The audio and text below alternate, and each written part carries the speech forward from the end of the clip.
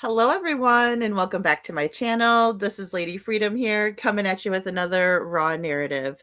And it's so good to be back with you guys tonight. Thank you all so much for being here. Hey, Choochie and Witchy Mama is here.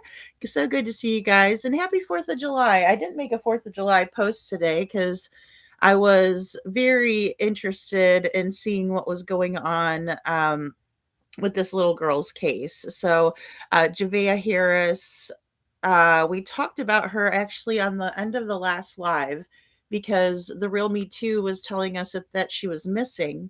And so I quick wanted to pull up a picture of her. And that's kind of where we left off on her case. I want to share this flyer also from my posts.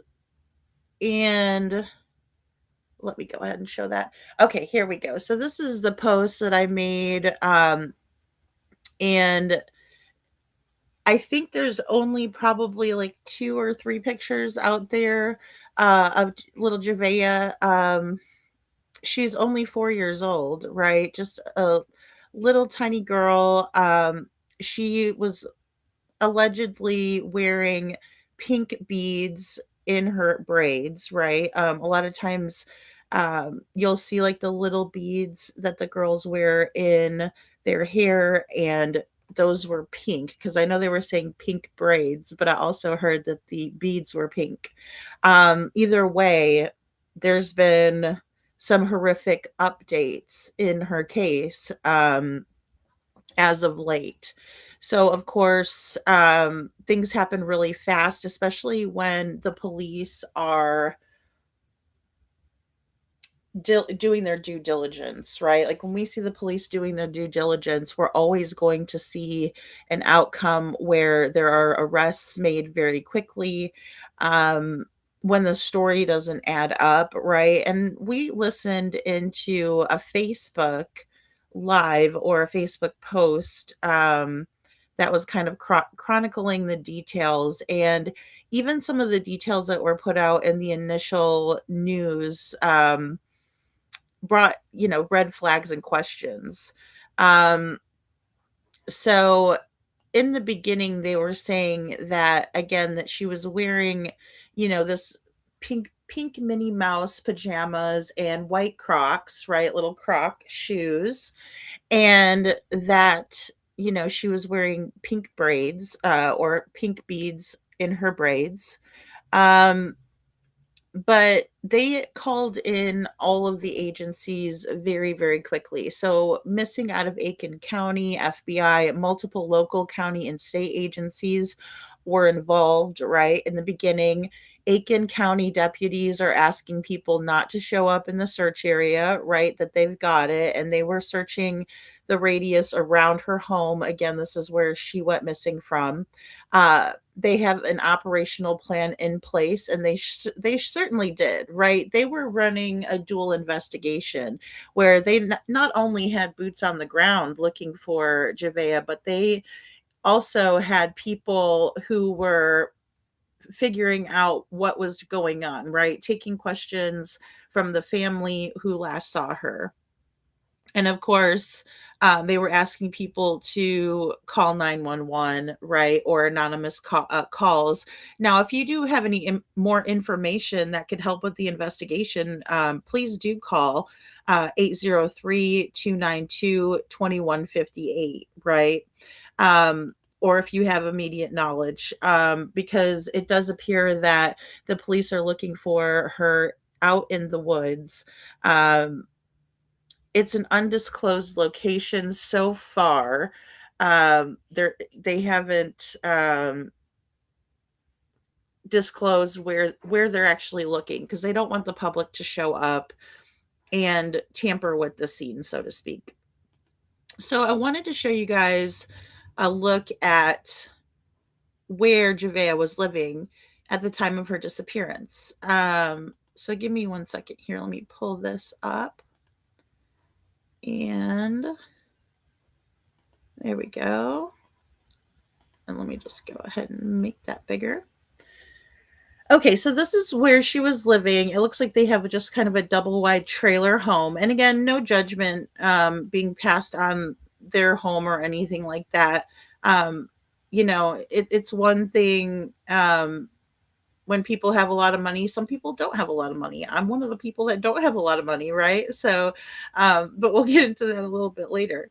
But right now, we're just seeing, just somewhat of hazardous conditions, because you could definitely pull weeds or mow the grass, so it's kind of a little bit unnerving seeing where this little girl was playing, um, unfortunately, especially knowing now what we know now is that this little girl has most likely been missing for at least a month.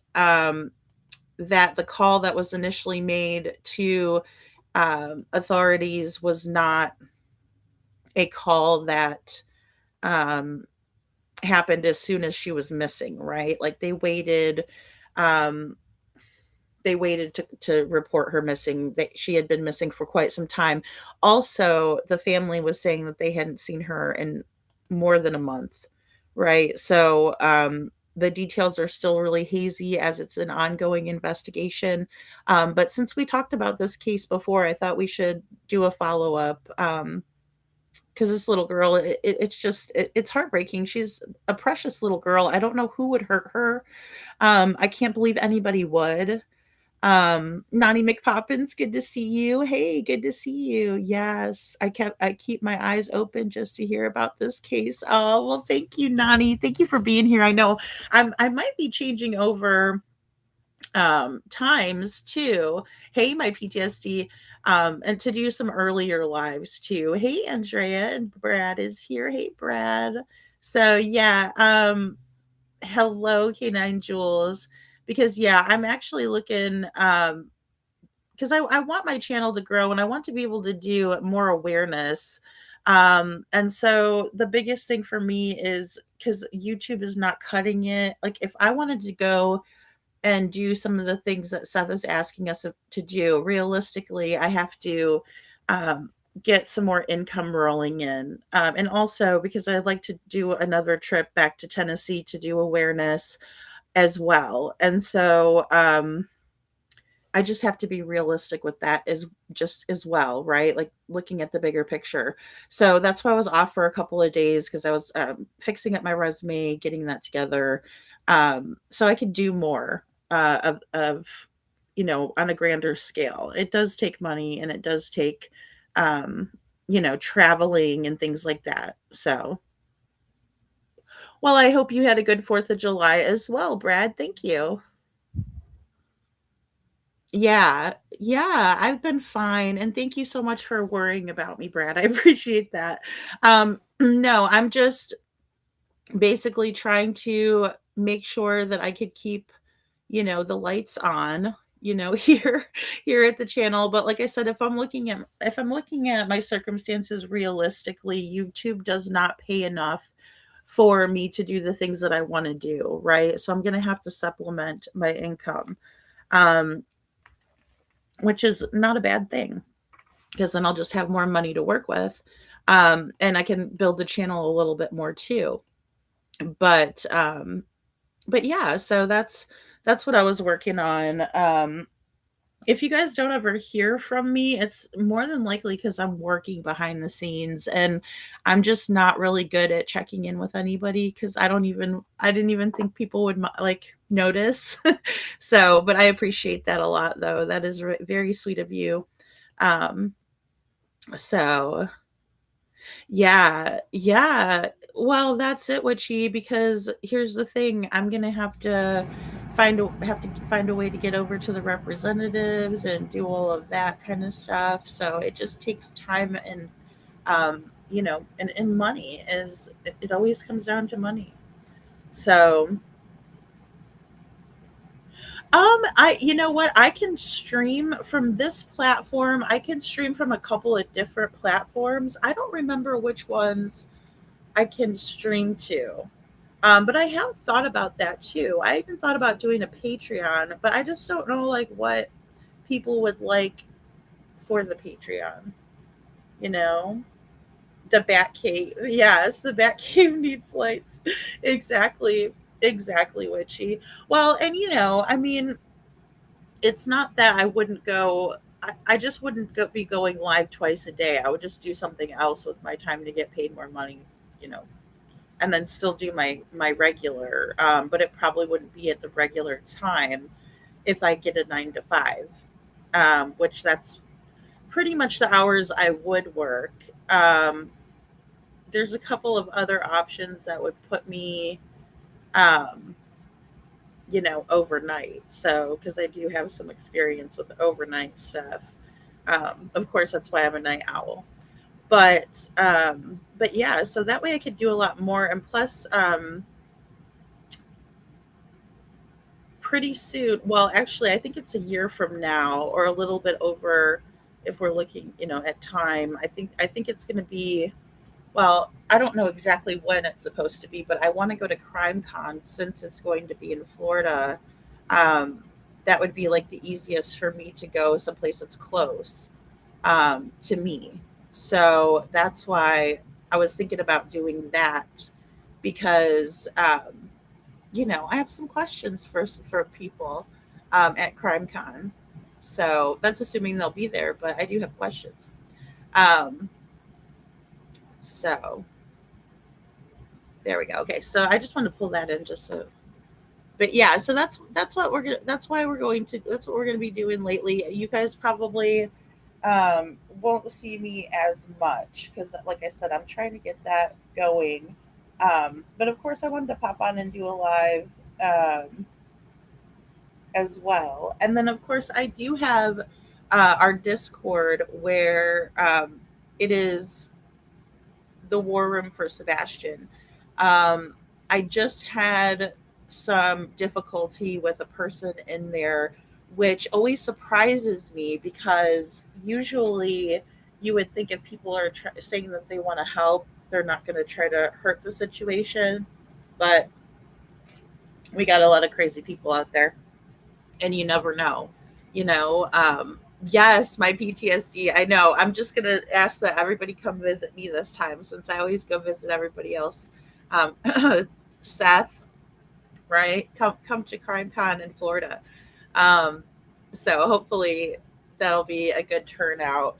Um, yeah, so that's another reason why I need to kind of get some more income coming in.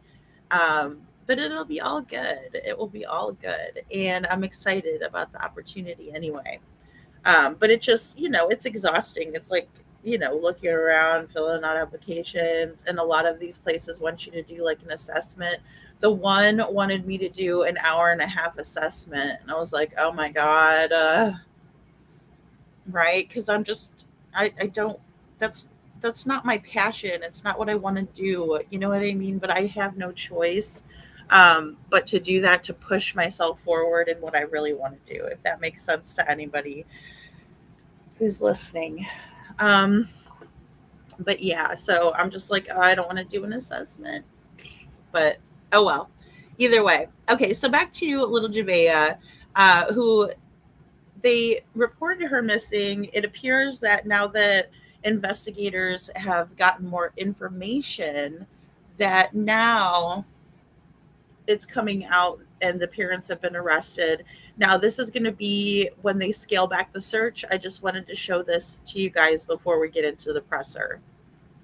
Well, it's day 3 of the search for 4-year-old Javeayah Harris, and we're coming up on 72 hours since she was last seen. Authorities searching more than 5,000 acres since her disappearance. Today, they're back out there in the Shiloh Heights area of Aiken County, and so is your Sydney Hood. Sydney, what is the search looking like on day 3, and how is it changing going into this weekend? Well, just within the last 15 minutes, Will, we've heard from the Aiken County Sheriff's Office that they are going to be scaling back their efforts, but they said that they want the public to know that though they might be dialing back a bit, that they are not going to stop looking for Javeayah Harris until they find Javeayah Harris. That has been Okay, so I believe them because that's what they've shown us to do. The police have been really great in this case. They've really put all hands on deck, done it the right way. Unfortunately, they were too late because obviously her mother reported her, too late, right? She had already been gone. They're saying at least a month. It could be longer than that. Family members again have alleged to not have been able to see her for much longer than 1 month. So, um, of course, we'll hear a little bit more at the latest in the press conference. I do want to say that when they start scaling back the search, in my opinion, that's when we can pretty much understand that they've done a lot of efforts very quickly to figure out what's happened or what's gone wrong in the situation, right? And the reason why they would scale back a search is because they know that they're not looking in the right area, right? It's like, we're going to go over to this now. And for those of you who follow me because of Sebastian Rogers' case, or because of my coverage of Sebastian Rogers' case, we can see that it took them a whole week, 8 days to scale back the search because they were operating off of the assumption that Sebastian just walked off. Their top priority all week long. Sheriff Marty Sawyer has said that to us multiple times, that the ultimate goal in all of this is to find Javeayah and bring her home to her family and to this community. And the community itself, he touched on how supportive this community has been throughout the entire week, worried about Javeayah, wanting to find her. And while he says that they are appreciative of the community wanting to help, they are still encouraging folks to stay away from this command center that they have at Bethel Baptist Church out here by Pipeline Road. But he did say a couple of the things that the community can do is to utilize that tip line that the Aiken County Sheriff's Office has. They have that number posted on their website. We have it on our website as well. He says that no detail is small there, and they are also encouraging folks that if you have any photos or videos you think could help investigators search or find Javeayah, they have a website set up to where you can post any photos or videos you think could help them in this search. And he also Okay, so they're telling the public the same thing again, kind of the same situation. And Nani, I think that she lived with both of her bio parents. Her mom was pregnant and gave birth. I believe it was the day after she was reported, which was an interesting development. Isn't she so? Oh, Nani, I know. I know. She is. She's a little doll. She's so adorable. I cannot believe someone would hurt her. It breaks my heart, So they were saying in the beginning here, that little 4-year-old Javeayah, now this is 72 hours in, right? Again, just to give you guys a little bit of a time frame. She was last seen on Tuesday on Hillsborough Street and Ridgecrest Road, right? Pink Minnie Mouse PJs and Crocs, right? They said there were white Crocs and pink beads. Okay, so this one says beads, right, in her braids. And because you never know, sometimes kids like to color their hair, silly colors or wacky colors, or their moms let them, or whatever. And again, this is the tip line, 803-502-5200. Now, the thing about the tip line now is that I'm sure they're probably questioning the family members because they are the closest to little Javeayah, and we do know that her parents have been arrested. Um, yes, yes, they're both autistic, little Miss Sharon. And the thing about this family is they were saying that she may be nonverbal. And I'm like, well, if you have an autistic child, and please correct me if I'm wrong, because I know you do. And, I want to make sure I get it right. But, like, don't they know whether their child is deemed to be nonverbal or verbal, right? There's kind of different meanings because of autism, but it's not. I was wondering, like, does she use a device to communicate, or how does that work for her? Because those are all important things, right? One of the other little boys that we had covered right in the beginning when I first started going live on the channel. I believe his name was Joshua. I don't want to say his last name incorrectly, but he used a device and he could communicate on that better than anybody's business, right? And even when he was very little, he could say like the whole um, excuse me, he could say full sentences using that assistive device. Because make no mistake, children on the spectrum, they are very um, well equipped to communicate, but sometimes they need assistance, right? So it's amazing once they have that let me say, like, something to bridge that gap of someone who they can deem nonverbal, and then they have that device. It's amazing the things that they're able to communicate, and you realize very quickly that it has nothing to do with intellectual ability. Um, and they can communicate very well through assisted devices. So, or when they're assisted by the device. Boo. Sorry about that. And hey, hey, Miss Ann, I hope you're doing well tonight. Good to see you. Hey, Coffee Crime and Cats, welcome in, guys. Do we know if there was an addiction issue in the home? I'm trying to word this as delicately as possible.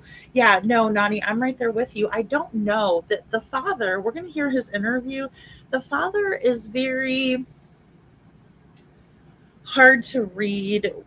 He's kind of all over the place, so it makes me think that there could be something like that. Hey, Marion, so level one. I know they've changed it. Thank you, Miss Sharon. I know they've changed it some since I've been taking care of individuals on the spectrum. There's is level one, level two, and three, which is nonverbal. Okay, so I just thought it was strange, and it was something. It was like this. It was like a list like this that the news had put together, and they put on there that she may be nonverbal, and so I was like, well, wouldn't they know? I just figured that's a yes or no, but I could be wrong. Again. So, oh well, good, Anne. I'm glad you're here. I hope he's doing better too. And I hope you guys are having a happy 4th of July as well. Okay, guys, so we'll listen a little bit more. Also wants the community to stay vigilant, to look in your own yards, to in any spots that a child may be hiding, so bushes or ditches, for example. But most of all, he wants the community to pray for Javeayah, for her family, and for the folks that are out here searching for her and have been searching for her all week long, going into the dark hours and into the morning hours, as well as during the day out here in this brutal heat. Will, you and I have seen folks coming in and out of this command center drenched in sweat, carrying bottles of water as they go in and out, some of them coming here to take breaks, but just constantly moving, going out into the neighborhood where Javeayah was last seen at. It's about a half a mile from the church. And it's hotter than Hades outside, right? And here is everyone searching for this little girl. And, this is what doesn't amaze me, but in the same way, I'm like, what the hell? Because here they are looking for this little girl, and the whole time the parents know exactly where she is. And guys, statistically speaking, the parents are the ones that are involved, especially when they just go poof from their house.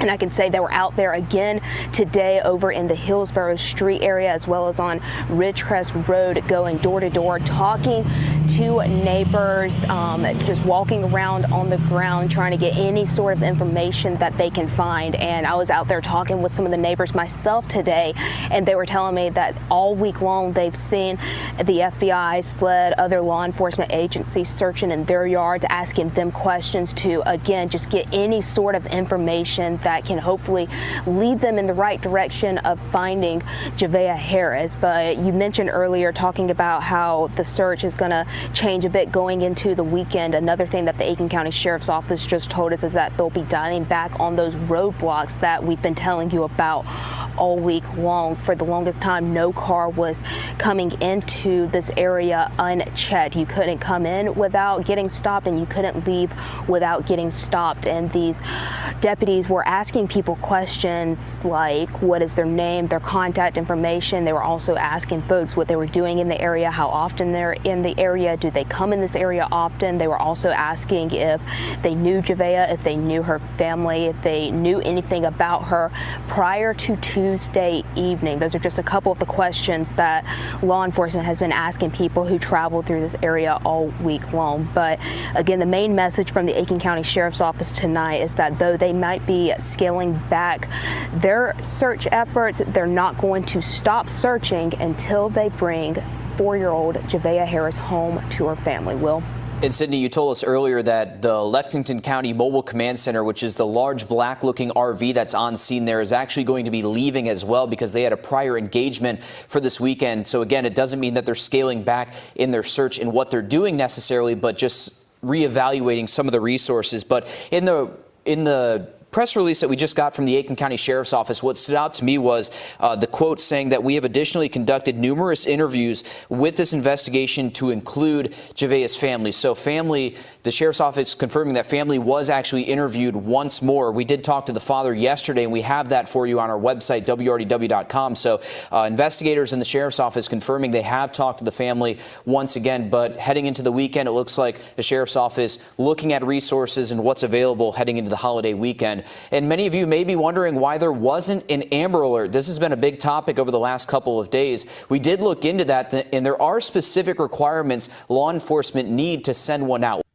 Okay, guys, so we're going to get into the Amber Alert discussion. Now, this occurs many, many times when there isn't an Amber Alert, right? And we, the public, think that it is a case that deserves it, right? But it always has to meet certain criteria for them to do it. And I don't like it that it's so rigid. I wish that we could get more of these alerts out to the people who want to hear them. I get that some people are not always going to appreciate it or want to have that come across their phone, but I think it's very important that they do. And I know, again, here's some criteria that must be met. Here we go. We'll put that on your screen now. Authorities must believe a child was abducted. The child needs to be 17 years old or younger in immediate danger here. They have to have enough information available, like suspect information and vehicle details, along with the child's name and information entered into NCIC, which is the National Crime Information Center. Okay, so here's some of the criteria and requirements that were not met by little Javeayah, who's 4 years old and who really needs us to know that she is missing as soon as possible. But yet, here's the criteria that stopped her from being put on the Amber Alert. And also, I wanted to read little Miss Sharon says, autistic children can be nonverbal at any stage or during the meltdowns, or during meltdowns. So with that, you're saying any of the stages that are associated with the spectrum, right? Stage 1, 2, and 3, and then they can become nonverbal when they're having a meltdown, which is very interesting. And I appreciate you telling us that as well. And hello, Holly, good to see you. And I wonder if LE can look into the parents' cell phone history and track their movements for possible answers, although I know that type of analyzing takes time. Yeah, so I'm thinking they already started that, Nani, because they do have an area of interest where they're going to search, but they didn't want to disclose it to the public, which is completely understandable because they didn't want a whole bunch of people, going there and that sort of thing. So they do have a spot, and that's where I'm guessing, that's how I'm guessing they have a spot, is because of them going back through the cell phone history and things like that, because the parents have been taken into custody. And of course, this is just right before they were, but I wanted to kind of show a little bit of a progression on how things were handled here.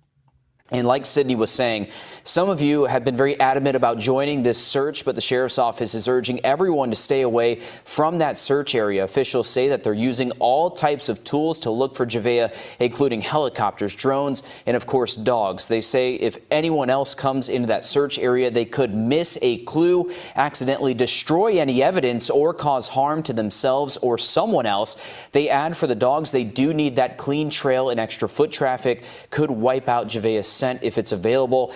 You can check your property and call the tip line if you know anything, if you see anything that could help bring Javeayah home. And we're taking another good look at her here. You can't get enough look at her at this point. Remember, she was last seen at around 8 p.m. Tuesday night playing in a chicken coop at her home on Hillsborough Street and Ridgecrest Road. Her mother called 911 at around 8:45, telling deputies that she was wearing pink Minnie Mouse pajamas, Crocs, and she was last seen with braids with pink beads on the end. If you see her or have any information, call 911, or again, that tip line, it's 803-502-5200. We'll bring in your First Alert meteorologist, Emily Acton. Emily, this is something we've been talking about since Tuesday. That graphic you have right there is not a good sign for this search heading into the weekend. Okay. So no, and they've been talking about that from the very beginning, how hot it was outside and how it would be very difficult for little Javeayah to, withstand the extreme heat and everything on her own, nothing to drink, right? No food, nothing. Um, you know, you hate to give up hope right away, but it didn't look good at all for this beautiful little girl. Um, and again, they were saying she was out there playing in the chicken coop, which was also equally weird. And again, I hate to side eye all the parents all the time, right? First thing, like, oh, nope, it's got to be them. But statistically speaking, it usually is. And then we find out it, like in this situation, um, you know, the parents had knowledge. They just reported her missing, right? Because they were done with the charade, whatever charade they were holding up for months and months, or maybe even a month, at the very least. They were tired of it, so they figured they'd call her in missing. Hey, Thomas is playing in a chicken coop. Yeah, yeah. I mean, it's just like, especially at nighttime when it's dark and everything. I mean, what do they do? What do they do? Um, so Miss Ann says my niece's daughter is stage 1 and she is nonverbal. Yeah, yeah. Well, and they should be. They should be. Because I heard that they moved fairly recently.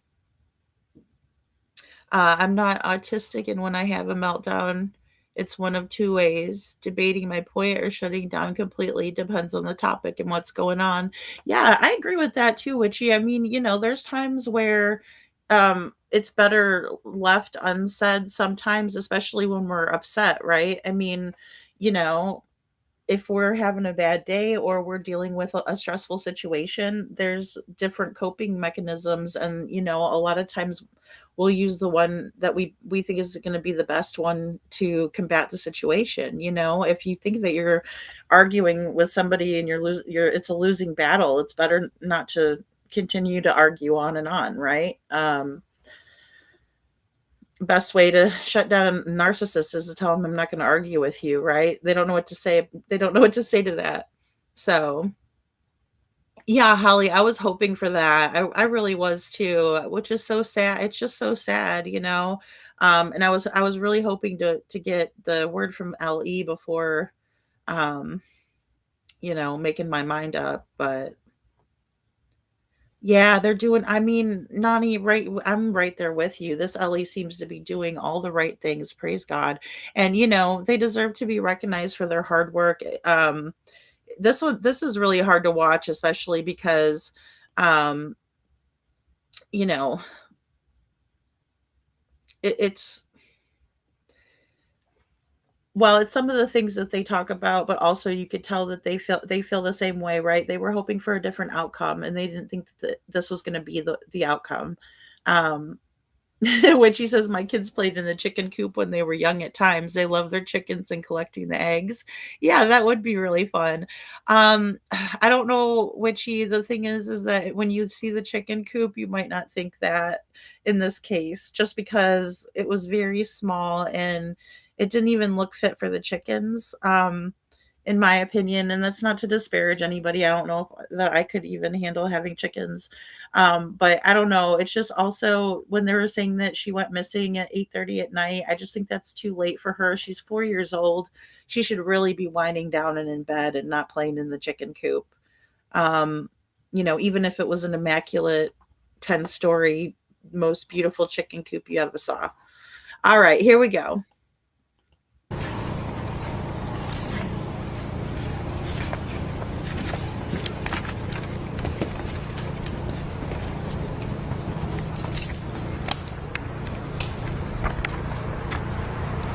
Morning. I'm Aiken County Sheriff Marty Sawyer. And we're gathered here, and I'm gathered here with all these law enforcement partners to make the hardest announcement that I've ever had to make in my 36 years career in law enforcement. I'm deeply saddened to tell you that our investigation and evidence leads us to believe that 4-year-old Javeayah Harris is deceased. It's the outcome that we all feared, and sadly, it's the outcome that we must face. We'll have to face it together as a community. Imagine being able to build an app with your name on it, Oh boy. just by thinking about it. I'm sorry, guys. Wow. So again, you could tell they did not want to bring this news to us. Our search for Javeayah drives on. We are continuing to put massive law enforcement resources to work to recover Javeayah and bring her home. We all hoped and prayed to find her alive. But it's extremely important to bring her home to her family, and it's important to bring her home for us. We are currently searching an area of interest right now, not in Aiken County, and I am not disclosing where that's at. But I'm sure you understand, if in fact Javeayah's body is where we think it is, it's going to be a difficult time for everybody there. And we don't need anybody from the outside of law enforcement, trying to access that area. Today I'm announcing that we have arrested Javeayah's parents. We've arrested her dad, 23-year-old Javeayah Harris, and her mom, 22-year-old Michaela Herring, for homicide by child abuse and filing a false police report. Additional charges may be forthcoming. We'll figure that out as the investigation goes further. Okay, so, they have formally charged the parents, but they're waiting for more charges.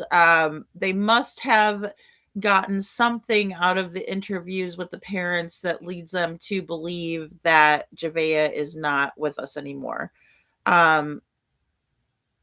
Yeah, exactly. My PTSD, I know. It's terrible. And I agree with you, little Miss Sharon, on that too. And little Miss Sharon says, in my opinion, autism is all about the adults around you. If you have adults that do not understand autism, you show a higher level. If you have loving, caring, and empathetic adults, shows the real level. I agree with that too. I mean, especially when we think about how therapies are the answer in autism, not so much any type of medication. When you have a support system, and that goes for anything that you're going through, you're going to have a more positive outcome. But yeah, I agree. Very young, right? And another baby on the way too. Another baby on the way. So it's just, I don't know. It's just so sad, and she deserves justice. I hope that they're prepared to start telling the truth. We have spoken to Javeayah's extended family, and we'd ask that you respect their privacy. We can only imagine what they're going through.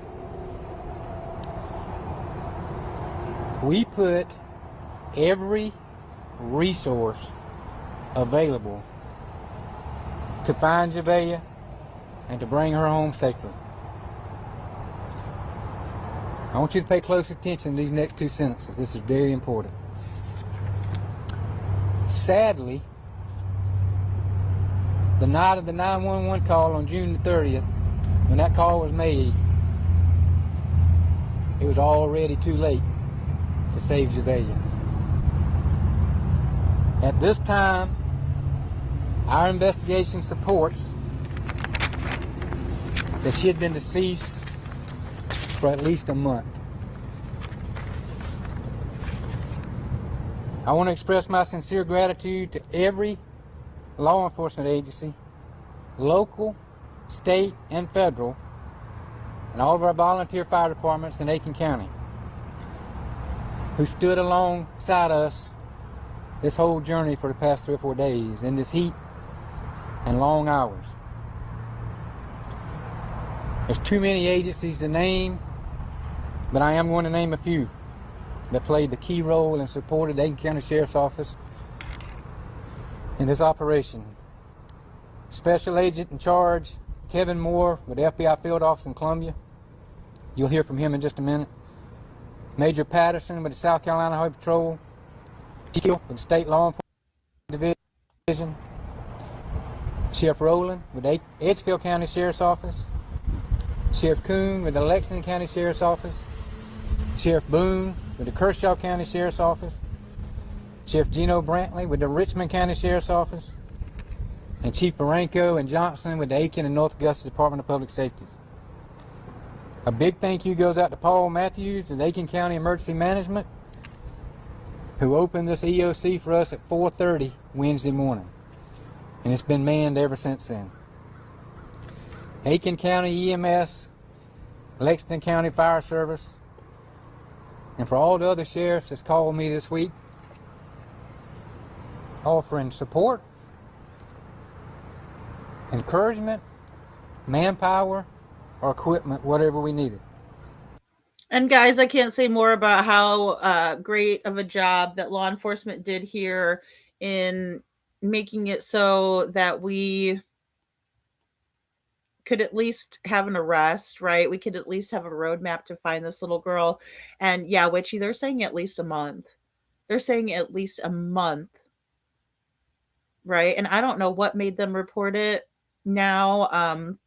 Again, the baby was born. I don't know what the due date was or anything like that, but I can say that I think that,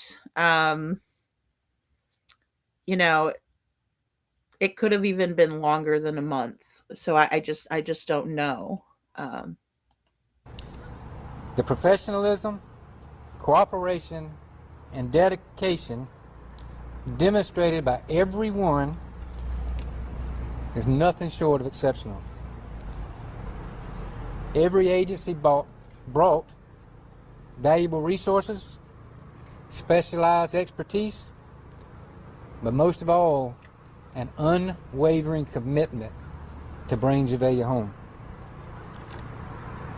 Also, I want to thank you, the media, for covering our investigation, for helping spread Javeayah's picture to our community, and hopes of locating her. This is what a good police investigation looks like, you guys. And finally, I want to thank our community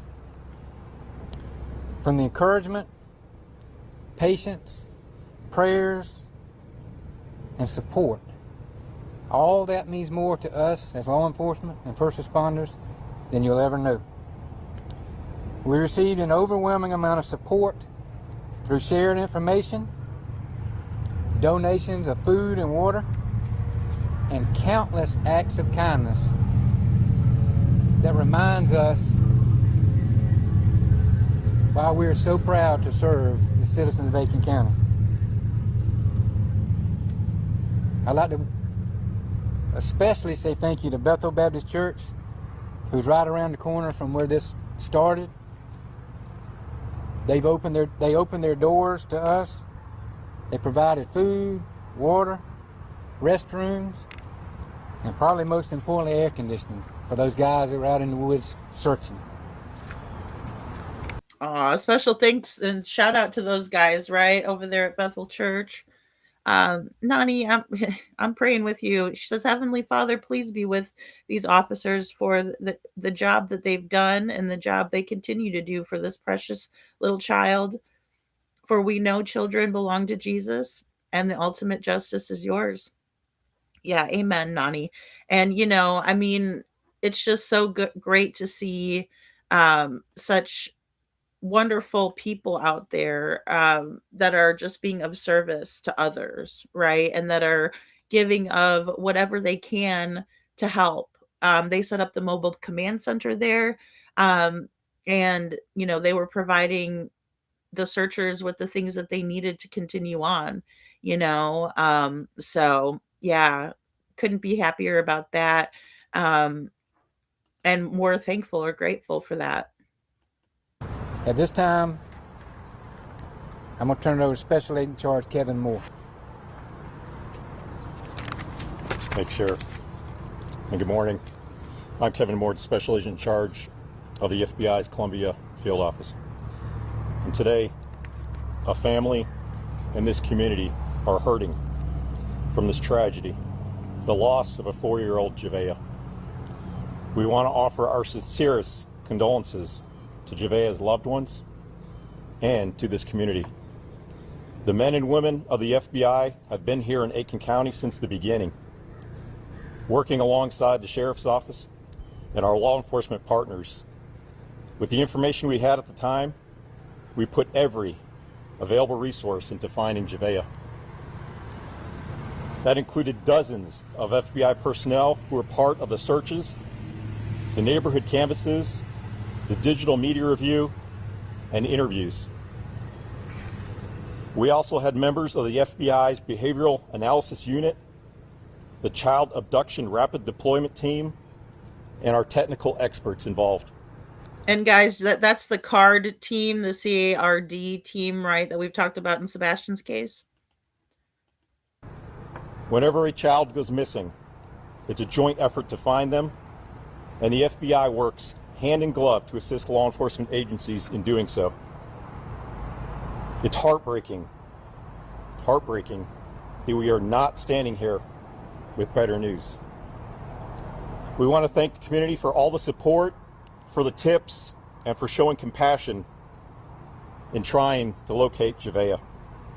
Thank Hey, Shauna. you to our law enforcement partners. It's truly one team.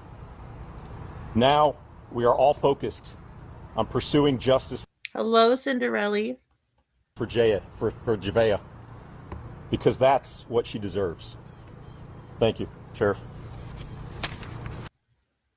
Emma is 57. Okay, wow, Emma. Alrighty. So, yeah, very, very, very, very sad. And you could tell they really gave a hoot about not being able to find Javeayah, right? It's almost like they wanted to come out and make sure that everybody knew that they were feeling just as much pain and sorrow as the next person in the community. And again, I don't know what made them deploy the FBI, or if the FBI came along just because. I'm not sure. Again, it makes a big difference when we have federal agencies that come in. Sir. Now I'm going to take a few questions, but understand, this is still an active investigation that we are working as we speak and we stand here. So answers may be limited, or I may tell you I'm just not going to answer that question. Okay, did you see that, Sheriff Craddock? That's how you handle people, right? That's how you handle the public. Hey, I'm going to answer some questions, right? But there's certain things that I'm not going to be able to answer. It's not very hard. Rosebud, good to see you, Rosebud. My heart is broken knowing another child's life taken because of parents who have no regard for life. I mean, it's very sad, Rosebud, and it does. It's amazing. And again, statistically speaking, this is what we see. So, when did this investigation change from search to a recovery? I know that we heard from you earlier this week about it being a missing person search. So where did that change and how did that change? well, if you'll remember correctly, when I said that, I also said that there was another team doing an investigation off-site from out there here. After a certain amount of time, when we don't find somebody in a neighborhood that supposedly walked off, I don't want to get behind the 8 ball. The FBI was called quickly. They can always go back home. Boom, boom, boom, boom. Again, did you hear what was said here, Sheriff Craddock? But I want them here as soon as. And I get he was a chief deputy at that time, and they had, this old Sheriff Sonny Weatherford. But there you go. You guys needed to act quickly, and you needed to have one team that was deployed for search efforts, and you needed another one to be the brains behind the operation, so to speak. You get what I'm saying? We could get them. So to give you an exact point, I can't do that. The search team was doing their job. The team here was doing their job, and when we figured out she wasn't there anymore, is when we backed everybody out and focused on this. You mentioned she had been deceased for at least a month. Can you share how that was determined? No, ma'am.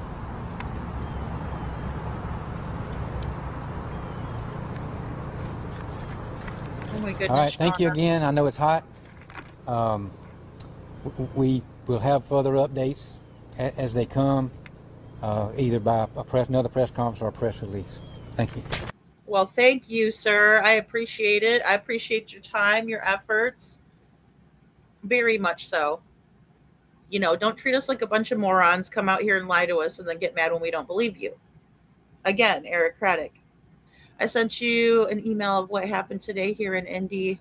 Check just when you can. So sad, so sad. These babies, these parents. Well, Shauna, it's unbelievable. And here's little Miss Sharon. I put another horrible story of parents failing an autistic child in Discord.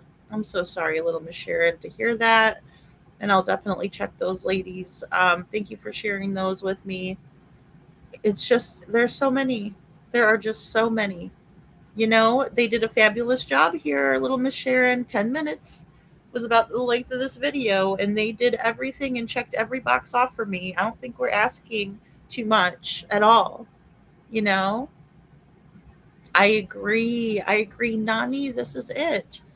This is it. And look, everybody got recognition, and we're over here praising them. Isn't that a better way to do things than to have to bash LE? That's about the worst part about what I do here on YouTube, is having to bash LE when they do something wrong. Of course, I guess I can't call it bashing them, but roasting them maybe, because they're doing wrong, right? But in this, they're doing a good job, and that's the thing. Their ego circus. Well, it's not even about them. It's so sad. So let me go ahead and pull this in, guys. This is our next video here that I wanted to share with you guys. And this is going to be all of the details so far. Now, of course, there may have been some new developments. I haven't heard that she has been found, but if you guys hear about or know that in the chat, please let me know. We'll have some breaking news, I guess. At least they've been able to find, her and put her properly to rest. I think a lot of her family members are good people, and I think that they are just as devastated by this news, and they want privacy. So I'm just praying for them. I'm praying that they find this little girl. I know, just looking at her picture, I could just tell how precious she is, and I can't imagine what kind of light was snuffed out by these monsters. We're about to see their mug shots also, so we can take a good look at who we're dealing with here, who this little girl had to live with.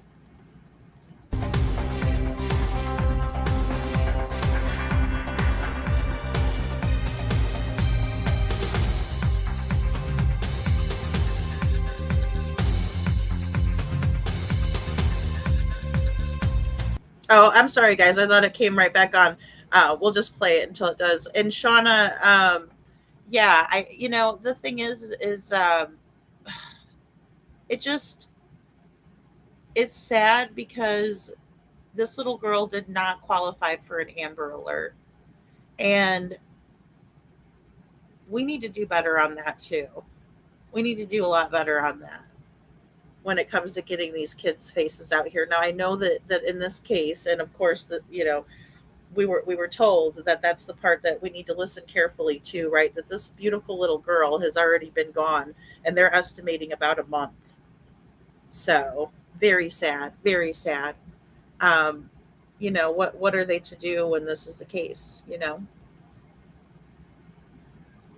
That we would check back in and give you guys a 4 p.m. update in the entire case of Javeayah Harris. A lot has transpired today. We have a lot of new information to get to.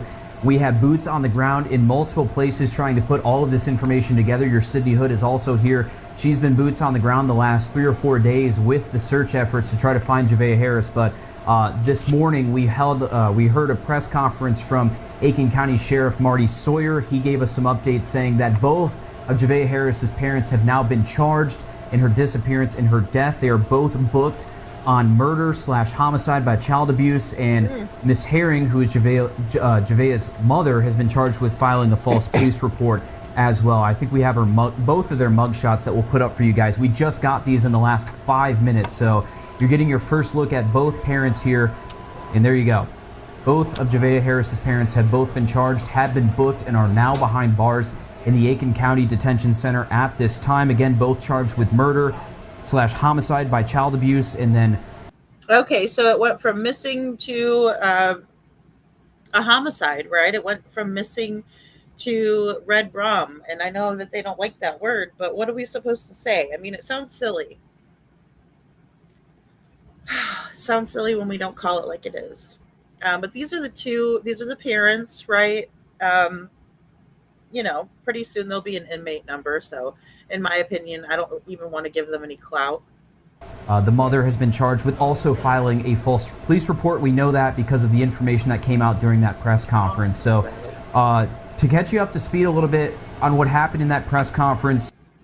Yeah, and Cinderella, she reminds me of my daughter when she was little and stuff, just a little petite little little bitty thing, and it just, oh my gosh, to see these two people, it just makes me angry. It makes me angry that they would do this to this little girl. She never deserved this. Never. Oh my gosh. Oh. Yeah. Well, and that's the thing, Shauna, we need to get that out there. And thank you, Witchy, for that. Guys, there is a petition for Haley's Law. It's a pink alert.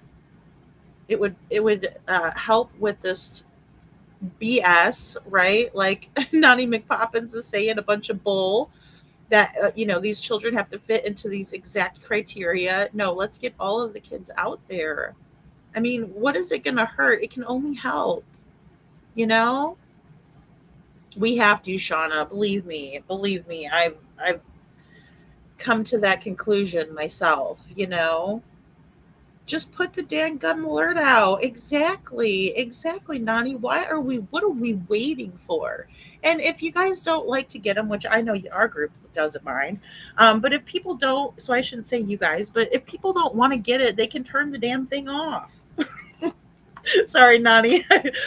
You're trying not to swear, and here I am swearing. But I mean, it does. It ticks me off because we got these two jerk offs over here, and they're reporting this beautiful baby missing. They know what happened to her, and they got people out there in the heat. It reminds me of Jaden Spicer's case. His parents knew damn well what they did to him, and they still called everybody. And then then mom was caught over by McDonald's getting herself a Big Mac or whatever the hell she got, right? Remember her, the wrecking ball, that hot mess of a girl? Oh, hell. Yeah. No, it's gotta happen. We gotta do better for these kids, Shauna. We do. It's awful. It breaks my heart. I mean, I was side-eyeing the situation whenever we were talking about it on the last live, right? Because the Real Me Too, again, thank you, the Real Me Too, for letting us know about this beautiful little girl. And, I'm thinking these parents don't exactly check all the boxes for me, right? Kind of like the criteria for the fucking Amber Alert.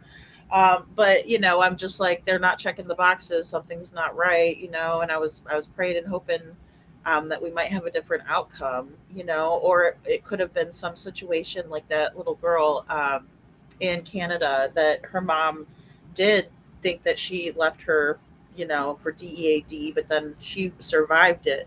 And so I was just praying that that little girl was fighting. I did, unbeknownst to any of us, but to myself even, that she was already gone for a month at least.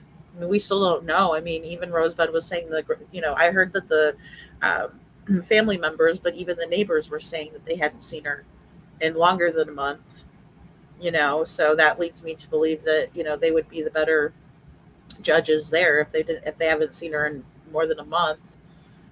What did they do? And, in my opinion, I hope that they're leveraging, and it does seem like they would be, they're, and setting expectations in terms of, you know, um, maybe setting a deal up for later or something in order for them. But then again, there may be enough digital information for them to go ahead and find her anyway. I'm just praying they find her as soon as possible. Sheriff Marty Sawyer telling us that this investigation leads them to believe that Javeayah Harris is deceased at this time. They also said that she has been deceased for about a month prior to when that 911 call came into their office the night that she went missing from the mother. So she's been gone for about a month, is now believed to be deceased, and they believe that they are searching a area of interest outside of Aiken County at this time as well. So we'll bring in your Sydney Hood here. And Sydney, you have been boots on the ground the last 3 or 4 days with this search. You were at the press conference with me this morning too. I want your initial reaction when you heard what Sheriff Sawyer had to say, and also just your overall take of the entire search as a whole. I know that's a lot, but try to break it down as best you can. Hey, would you like your very own Shopify store? Oops. Yeah, I'll tell you, my PTSD. He looks pretty scary, in my opinion. The dad looks like someone who is not happy. Um, majority of the time, in my opinion. I mean, obviously, sometimes you're not going to look happy in your mugshots. I get it. Some people smile, though. I don't know. But yeah, he doesn't look like a very nice gentleman, in my opinion. Who knows what involvement he has just yet? We don't know. But however, I would blame both parents um, in custody of this child, who was taking care of her, who was keeping her safe. Dads are supposed to protect their daughters. Where's he at? You and I were talking about how somber it felt when Sheriff Sawyer was telling us the news that he said was the hardest announcement in his 36 years working in law enforcement. And you could see it on their faces, you could hear it in their voices as they told us the news. And I just go back to Tuesday night when the Aiken County Sheriff's Office first announced that they were actively searching for Javeayah, and I got out to Bethel Baptist Church, which of course was the staging area for all of the law enforcement agencies who have played a role in this search thus far. And I just think back to all of the vehicles that were going into that parking lot, the crews that were leaving on trucks, on four-wheelers, on foot that night. And Sheriff Sawyer even said that today that they put every resource possible into searching for Javeayah, and they are going to continue doing that until they find her body. But I just go back to that night of the urgent reaction, the urgent search, and how many people showed up. And I had mentioned earlier that I even saw people who weren't law enforcement, who just either lived in the area or they saw it on social media that the sheriff's office was actively searching for her, and they just wanted to play some kind of a part in helping find little Javeayah Harris. And that's so sad, and everybody coming together. Hey, Trishy, it is heartbreaking. It's awful. Well, and both of them, they both look like they're not so nice, right, Cinderella? I mean, how could anybody hurt this beautiful little girl and not see her as anything more than the blessing that she is? Oh gosh, I hope they find her. But it seems like they're definitely doing the best that they can at this time. I think that just goes to show you how how much her story has spread, not just in Aiken County, but across South Carolina and outside of the state as well. And it just, people put a lot of heart into finding her. Sheriff Sawyer, of course, mentioning today that this is not the outcome that they wanted, but it is the outcome that they face. And he says that they will face it together as a community. He says that the search for Javeayah drives on, and they are continuing to put massive law enforcement resources to work. And he said they all hoped and prayed to find her alive, but it is extremely important that they bring her home. And Will, you mentioned that they are not searching in an area, they are searching in an area that is not in Aiken County. He couldn't specify where that area is, but he did confirm that for us today. But I mean, just how many people have been a part of the search, from local agencies to state with SLED and the FBI. I mean, you and I, we've said this all week, Will, that, I mean, it's a search that neither of us have seen in our time working here. So I think that just goes to show you the urgency, again, behind it, and how many people played a part in working to find her. I think Sheriff Sawyer said about roughly 200 people were out. They covered about 5,000 acres in that Shiloh Heights area. And he had mentioned that some of those folks are a mix of parents, grandparents, aunts, uncles, and they all just, again, had a heart in finding little Javeayah Harris. And before we go any further, I know you guys are commenting on Facebook. I mean, and even just looking at her, like, who would not want to go out and look for her? You know what I'm saying? I mean, she's adorable. She's a vulnerable little 4-year-old out there in the world. Oh, we don't know where she is. We don't know what happened to her. She's playing by the chicken coop. 8:30 at night. You're thinking somebody could have snatched her up, right? But that's what her mom's reporting her. Oh, she was just playing outside. She should never been playing outside that late anyway. You know, I mean, come on. He does look scary, Holly. I agree. Yeah, exactly. Exactly. That's the only explanation. The way they reported her missing reminds me of West Case out of California. Oh, yeah, Trishy. Right, exactly. Well, and the thing is that we often find that these parents are reporting these children missing, even though they know damn well where they're at, you know, and they're fine to just let all these people go in the sweltering heat looking for, you know, and they knew, especially in this case, when we know that she's not in the county, or that's what the police are alleging, that they're looking in a different county altogether. So, you know, they all knew that they were out there looking, and my God. Facebook. I'm trying to pay attention to a little bit of each. I know you guys are going to have a lot of questions throughout all of this. I'll try to answer as many as I can with the information that we have from law enforcement and from what we've gathered on our own. But Sydney, you talked about just the community response and the feeling that we all felt when the sheriff came up and announced that Javeayah was presumed to be deceased and that she had. And you know, when I look at that picture of her, when I just look at the picture of her here, and I know you can't see it the full view, but I mean, her hair is well taken care of, right? Like, her little outfit is clean.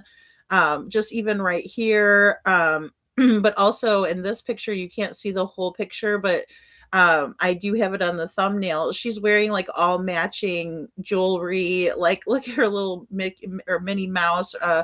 Actually, I think that might be Betty Boop. But either way, like, she's wearing like a little purse. Like, she's got her earrings in. She just looks so well taken care of that I was thinking, well, that was one thing that I'm saying, okay, well, the parents look like they keep her clean and dressed, and she looks so cute in her little outfit and her matching purse. And so I was thinking, okay, well, maybe I shouldn't be side-eyeing the parents right away, right? But then we find out, lo and behold, here we are. So I know. My PTSD, this little girl got me so emotional today when I heard this press conference. I was like, oh my gosh, you know? So yeah, thanks. Hey, Summer Bailey. Yeah, it sounds like the family came to the house too, and they haven't seen her in a while. Oh my goodness. It's so heartbreaking. You know, she's so cute. And like I said, she looks so well taken care of. Like, you always look at that too, right, Trishy? And it's not to judge anybody. It's just that you just want to make sure that, you know, the kids are being well taken care of, right? Like, that's one thing you can kind of see as a red flag if their clothes aren't clean, or, you know, they're wearing old clothes. And sometimes that's because maybe they don't have the money, right? And that's not anything, again, like, to judge or anything. because even people who don't have a lot of money can be clean and send their kids to school and clean clothes and things like that, you know? Um, hey, Tam, no, they haven't found her yet. I know she is such a little cutie, right? Um, my PTSD says, yeah, Lady Freedom. That's why I was wondering, is the man now with the mom new in the relationship, or her dad has been there all along? I mean, I don't know for sure. I'm guessing that that's her biological dad. But it could, maybe not. Maybe it's the new baby's dad. Maybe he didn't, you know, want her to be around or something, you know. Um, so Seth says, he says, you can still have hope that she is alive. She is presumed deceased. Yeah. Yeah, that's for sure. I mean, you never want to give up hope until you know for sure. Um, No, it really isn't witchy. That's kind of why, you know, again, I don't mean to judge, but I do look for that. But in this case, I didn't see that. I mean, both pictures, she just looks like she's just so well taken care of, you know, like she's had a shower and her new, you know, her clothes don't look like they don't fit her. Like those are another things that you kind of look for. Those are some other things that you kind of look for to see if maybe there could be some involvement. Yeah, they did. Well, and that's the scary part. And you know, he said, "Listen carefully when I say this." Right during the presser, the officer did listen carefully. We do think that she's not been with us for a month, which is at least a month. Now, some people are saying a little bit longer because, of course, you know, um, as we heard about, you know, with this poor little girl, the a lot of the people closest to her haven't seen her in a while, you know, neighbors, family members. Hey, Emmy Joe. Yeah, she is. Oh my gosh, she's just so cute. It does. It breaks my heart to even think that anybody could ever hurt her. And, you know, especially it being the parents. Sydney, you talked about just the community response and the feeling that we all felt when the sheriff came up and announced that Javeayah was presumed to be deceased and that she had been gone for about a month at this point. I want to point out that I actually went to the neighborhood of Javeayah's parents, and I talked to a couple of neighbors there, and they said that they've only been there for a handful of months. Everyone really keeps to themselves. No one really talks to each other or goes over to each other's houses. I talked to one gentleman who tells me that when all of this happened, he says the FBI actually came into the neighborhood, was surveying everything, asked them questions, interrogated them, and then also asked for any video, and then took all of that video that they may have that could help them in their investigation. I also talked to another gentleman who told me that he hadn't seen Javeayah in months. So we were trying to get to the bottom of, you know, what was the story behind her disappearance and what her parents were doing leading up. Okay, so there you go, guys. So that's another well, this guy and this lady, I'm sorry that I don't remember their names. That's terrible, but these fine folks here have been covering the case since day one, and have talked to some of the people in the neighborhood and interviewed them. To her disappearance too, and it seems like from what we know that they haven't been here very long and that she hadn't been seen in months. But Sheriff Sawyer also saying he couldn't imagine what the rest of the family is going through during all of this. I think it's hard for any of us to imagine that. I think we all felt this when he made that announcement this morning. I mean, it was just utter shock. And we'll get to the phone call in the interview I had with the dad in just a little bit, because I think that's the most shocking part of all of this, is that he talked to us, he gave us a story, and now we find out that maybe none of that is true, and as well as the incident report. But Sheriff Sawyer also touching on the fact that when they got that 911 call, he said on June 30th, that when that call was made, he said, quote, "It was already too late to save Javeayah." So we know, again, that they are searching in an area outside of Aiken County. We can say that we have been tracking SLED's helicopter, and they are in an area outside of Aiken County that we have located. We don't know if it's connected to this at all. They could have had a prior engagement or have been helping out with something else, but we have been looking at SLED's helicopter to see where they may be searching, and we are looking into that actively as well. And I know some people were asking, what evidence do they have? We're not a part of law enforcement. We're not sure what evidence they have because they haven't recovered Javeayah at this point. So we're not sure how or why they were able to charge her with charge the parents with murder and then slash homicide about child abuse in this case. So still so many questions as to how all of this happened. But Sydney, you touched on it. 5,000 acres searched, 200 personnel on the ground for the last 3 or 4 days. We were talking to some of the search teams that were out there, and they were saying it's so hot, and it took a toll on everyone to be out there every single day and search for her. Now, I did have the chance to ask Sheriff Sawyer there during that press conference too. I said, when did this switch from a search for a missing child, which was really harped on the last couple of days, to a recovery mission, and when did they get that information, and when did that kind of change? And he told me that during that press conference that he initially had a couple of days ago, that he said that they had teams outside of that initial area where she was believed to have gone missing that were looking into leads and looking in different areas. And so he said that this was not something that was unexpected. They were looking into that, and they found information that led them to an area outside of Aiken County. So again, it's just a location of interest. It's not confirmed, but we know it is outside of Aiken County, and they won't disclose that. Again, if you're just now joining us, both parents, their mugshots now up on your screen for Javeayah Harris. Both have been booked and are charged. They're in the Aiken County Detention Center as we speak, charged in the disappearance and death of Javeayah Harris, their daughter. So still. Okay, yes, and thank you very much, Coffee Crime and Cat. So apparently they are biological parents both to Javeayah, and how sad. I mean, not that it would make it any better, especially with the way that things have developed and come to be seen here. And Nani, that's the thing too, is there are a lot of people who are willing to go out and help, right? Especially when you have neighbors and things that were so involved. It seems like this community was a tight knit one. So yeah, it's just absolutely sad. But again, they had different teams working on different leads, and again, pretty soon we'll be able to hear Javeayah's father make a statement, it's an interview here that's coming up. A lot more to all of this, and Sydney, talk to me a little bit more about what the sheriff had to say during this investigation, and how many people it really took to get to this point today. I can help anyone. Well, okay. Well, we don't need your help there, buddy. So yeah, gosh. So sad. So sad.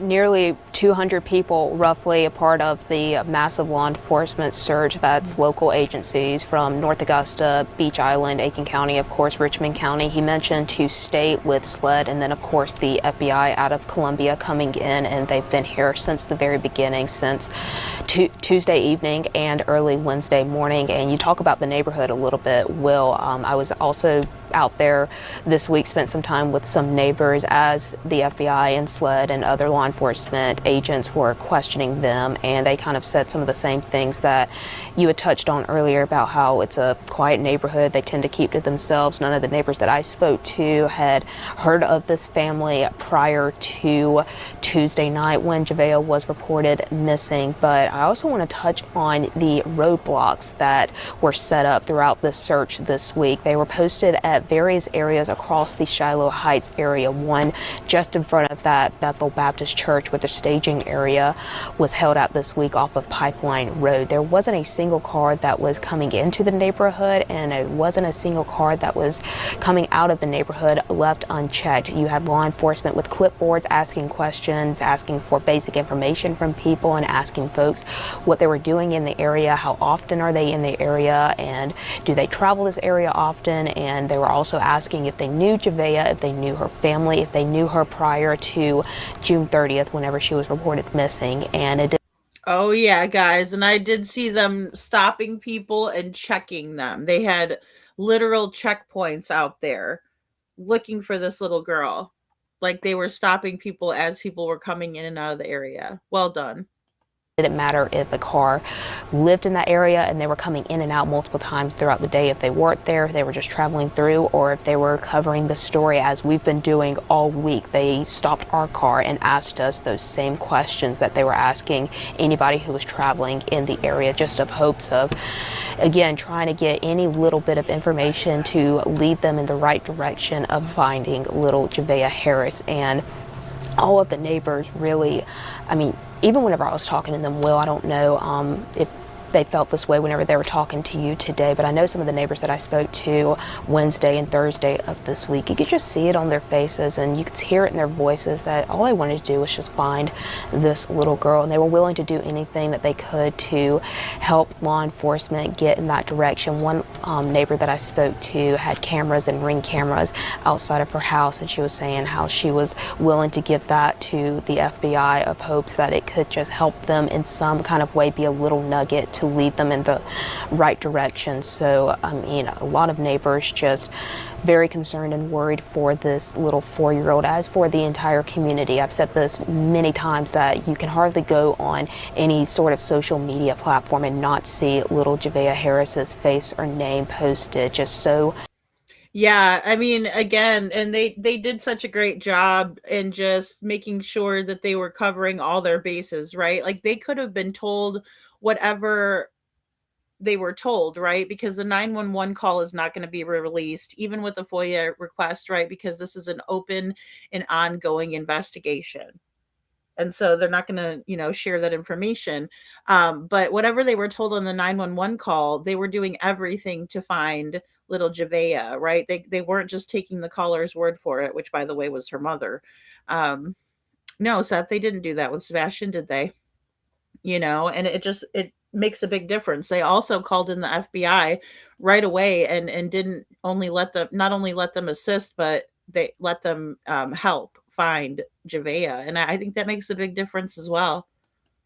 So many across this community, across the state, across, I mean, just anywhere, really just trying to get her face and name out there to bring her back home to her family. And again, Sheriff Sawyer mentioning that multiple times today, that they will do anything they can to bring her back home. He says that they are continuing to put massive law enforcement resources to work to accomplish that, Will.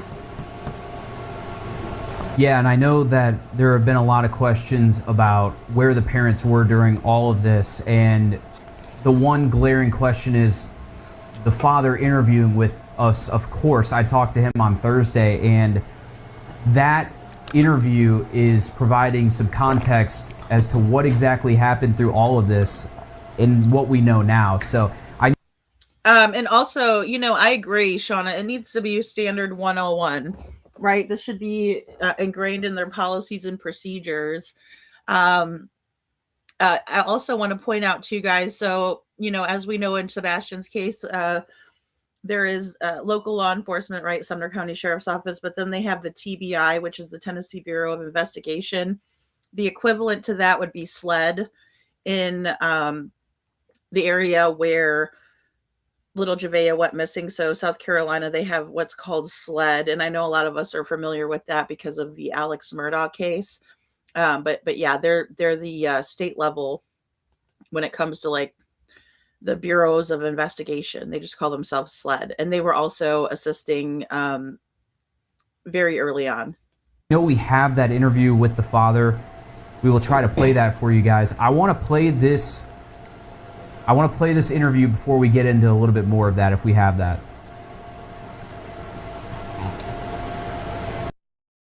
You want to change your life today? Make a decision. Focus on where you want to.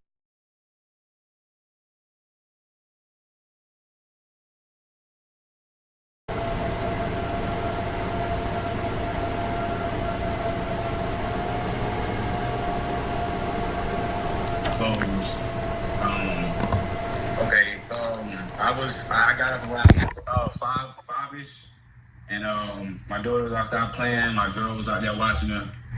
And she was in and out of the house, I say that. And I was going to get up to wash the clothes. What else can I say? I left the house around, 6, like late, maybe like early 7. It was probably around like 6, and I got back to the house maybe around 7:15 because my girl and my daughter said they wanted some candy, like she wanted some suckers and she wanted some cookies. And I had went to like three stores maybe in between those times to go get gas, Black and Miles, and I had went and got some drinks, like some little Mad Dogs and stuff like that.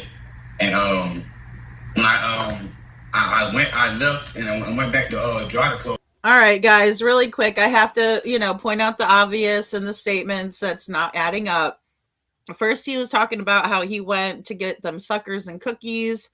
But then, he's saying he went to 3 different stores, that he got some Black and Milds. He said he got some of the Mad Dogs. By the way, Mad Dog 2020 is like a malt liquor that you can get in like these little bottles. So he's saying that he got that. Not the minis or anything, or like the airplane bottles, but like the smaller bottles, maybe like a pint bottle up to maybe even, I think they have the larger ones. Either way, again, doesn't sound like he's on a run. At first, it sounds like he is, maybe for his daughter and the mother of his child who's pregnant with his baby. But then he also talks about getting, Black and Milds and liquor. So it just, that picture doesn't add up in this scenario, in my opinion. Because I was watching them. I was sitting there for a little minute, and I ended up going to another store. Like these 3 stores that I'm saying, like I sold the 3 stores already, but I went to a store last. Gotcha. And I was back at the washing machine that was right beside the Circle K. And then when I was at the Circle K, I was seeing a lot of police and stuff going through, and I was wondering. I was like, a lot of stuff goes on in Aiken to where you would be like, okay, that's the police or whatever. But I didn't know that it was my house. But my girlfriend at the time, she didn't have service. She didn't have service on her phone, so she couldn't call me to let me know anything that was going on. So she just ended up calling 911. So when I came back to the house, before I got on my road, I seen a police truck with a drone out, and then that's when I started speeding up because I was like, it's something going down like close to my house. When I got turned on my road, I seen a whole bunch of police like right at my house. So that's when I hurried up and I got to the house, and I was like, what's going on? I thought my girlfriend was in labor because she was supposed to have a baby. You know what I'm saying? Soon. So she ended up having a child that same night on July 1st. But she came up crying to me saying my Javeayah missing. And I'm like, what the fuck? Like, I kind of freaked out. And the detectives were telling me I couldn't go look and stuff like that because they didn't want me to mess up the area or whatever. But that's basically what happened up until all of this came about. Okay. Is she known to run away? Like, has there been past issues with that with her? Or is she known to do? Really quick, guys, before he answers about is she known to run away? Does she run away often? And hey, Bunny, good to see you. So, in my opinion, he's saying that he was out at the store, but he doesn't say which store or which instance he goes to buy said items, right? The cookies or the malt liquor or the Black and Milds, whatever it is, because I do think that he's referring to the Mad Dog 2020s, but I don't know if we're like allowed to say the brand or whatever. That's why I keep saying malt liquor, but who knows? They'll probably ding me for that one. But either way, he doesn't say like exactly where he's coming from, right? So his story is already very hazy. But he says he didn't get the call directly from his wife or girlfriend, baby mama, at the time because her phone was off. So he was out doing a shopping run for whatever he was shopping for. And then she called 911 because she couldn't get a hold of him. So she decided to call 911 instead. I'm just kind of breaking it down a little bit. Again, it doesn't really add up, right? Because I mean, this is very early into everything happening, so it's fresh on his brain. Really, Seth? Oh gosh. Yeah, okay. So it says this, I'm serious, Lady Freedom, a fifth of that, and you don't remember anything. Oh my gosh. Is it that strong? I can't it's been so long since I've drank that, of course it would be like back in the day, like when I was young. But these parents are not old, they're young kids, in my opinion. Compared to me, they're younger by about 20 years. So Yeah, yeah, coffee carving. I just remember it being, like, very sweet and, like, I didn't like it. Um, yeah, they were checking da by that, by the creek. I did see that summer. Yeah, oh gosh, and, that's what's crazy. I just can't believe that,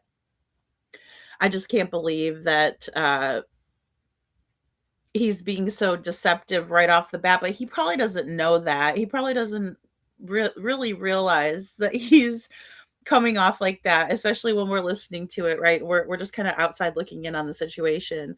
Um, but yeah, so maybe he was drinking and that's why he doesn't remember clearly. Like maybe that's why he's foggy on stuff. So flavored embalming fluid. Oh my goodness. Nani says, Lord have mercy. Not Mad Dog 2020s. I haven't thought about that stuff since since 1982. I can't believe it's still around. Nani, that was me too. That kind of piqued my interest. I was like, did he just say Mad Dog? And then I'm like, oh man, it sounds like but then I remembered how young they are, So that could be it. That could be it. That it's just like the mind eraser. Okay, so the interviewer asked just now to the father of Javeayah, right? Does she usually run away, or has she ran away before? Is it typical for her to run away, that sort of thing? That? No, she does not run away, but I will say that she is friendly.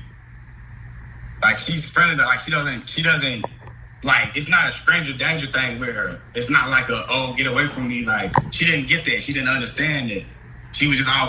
Doesn't this sound like Jack and Lily's mom? Because I vaguely remember Jack and Lily's mom saying this exact statement, right? That no, they wouldn't run away, but they're very friendly. Friendly to everybody. She was very respectful. Like, yes ma'am, no ma'am, yes sir, no sir. Like that's what she do. We raised her great. Like she was a real smart kid.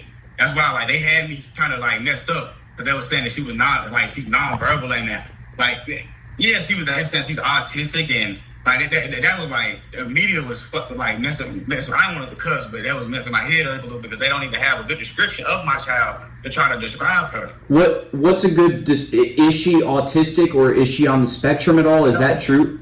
She was on the spectrum when she was born, but they said that she couldn't be tested until she was 4 years old. Okay, so it's on. You guys just don't know. Exactly. Gotcha. Exactly. We never got her tested, and she's never given us signs that she is, autistic. She talks good. She's like very like she talks better than me.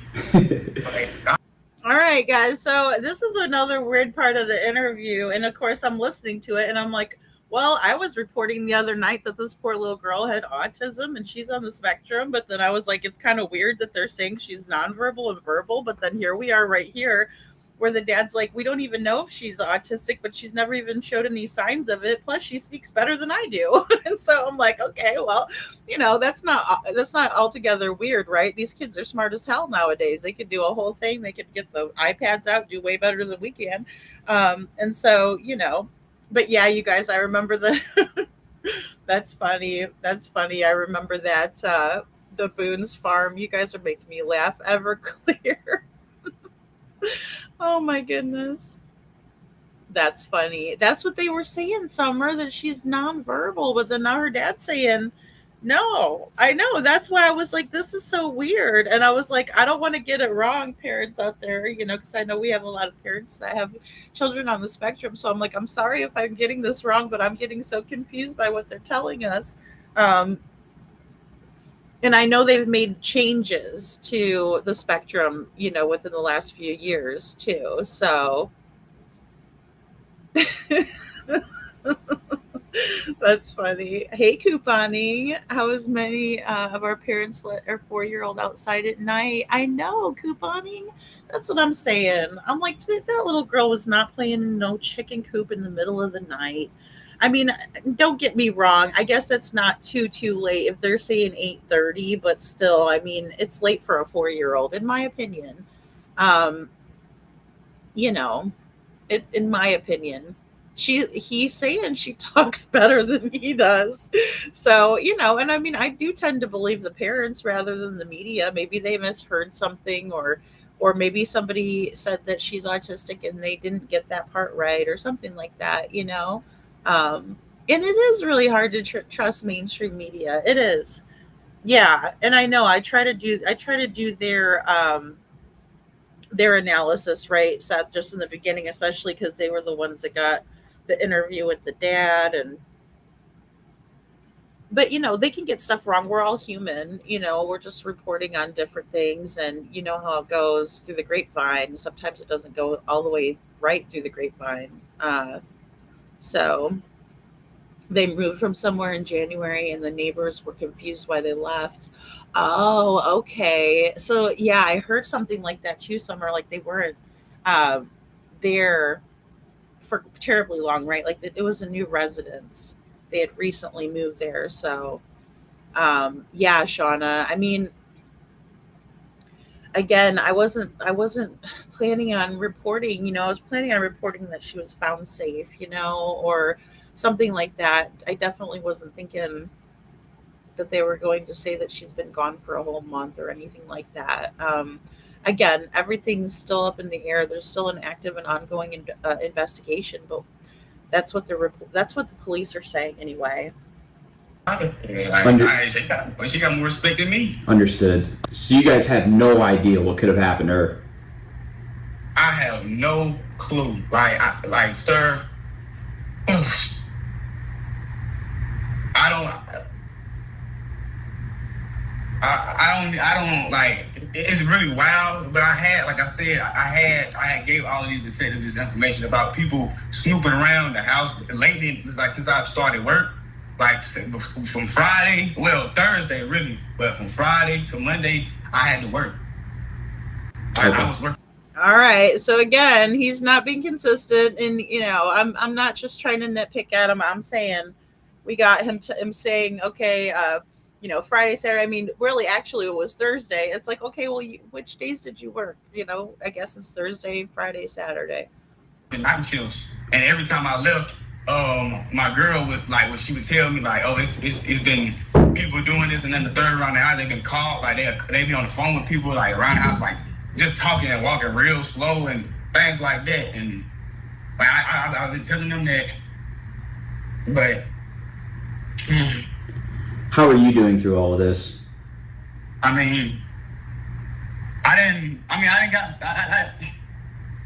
It's okay. I didn't got a little bit of it out, but it's like not knowing is killing me. It's killing me, because you see stuff like this often, but you don't expect it to be you. And is the mother, is she your wife? No, she's not my wife. She was my girlfriend. Okay. How? Okay, guys. So I'm sorry, I didn't know earlier, and I did say could be wife, girlfriend, baby mom, but he's saying that that's his girlfriend. Bunny first says if she died because of abuse, how did no one suspect or know she was being abused? I don't understand how these kids are abused and neglected, and no one knows. No one speaks up. Yeah, I agree with that too, Bunny. And what's so sad is that, she looks so well taken care of. They did show her with her little purse. And I do want to show that again here. Look how cute she is. She's got her little purse as if she wears that all the time. She just wears it like an accessory, and her ears were pierced. And, you just don't think that a child's being abused when they're wearing, of course, especially like a name brand, and she looks like she's so well taken care of. Poor baby. It's so sad, but I agree with what you're saying. Nani McPoppin says Ellie definitely seemed confident that they got the answers they need to make such a disappointing and beyond sad outcome. I agree. That's the scary part, right?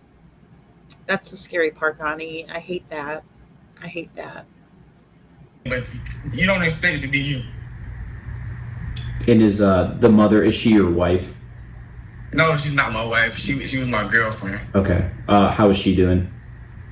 She's still a little tore, but she's making it. She's trying to stay calm because we just, like I said, we just recently had a child, she had to go, like really go in labor early because all the stress that was going down. She had that baby the same night that all of this happened.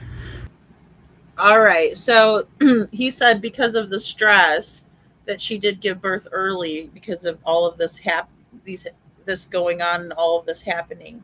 And Chuchi, I think that he is definitely BSing. I mean, he's doing the Katie Proudfoot fake cry, right? He's not really crying. He's just going like this, so we think you might be.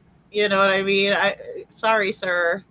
Hate to break it to you. I treat everybody the same over here. Okay. If I'm side eyeing you, I'm side eyeing you. And I've been side eyeing you guys from the beginning, and now I'm even more. But again, that's also confirmation because of what law enforcement has said too. All right. You want to make money? Oh, whoa. But yeah, so that guy kind of looked like Chris Watts. Yikes. It looks like a skinny version of Chris Watts. Okay. Let him get off of that. So there you have it. That is my original phone interview I did with the father in this case. It gives you some pretty good context of the story that we were told, and now he is charged in the disappearance and death of Javeayah Harris, his 4-year-old daughter at the time.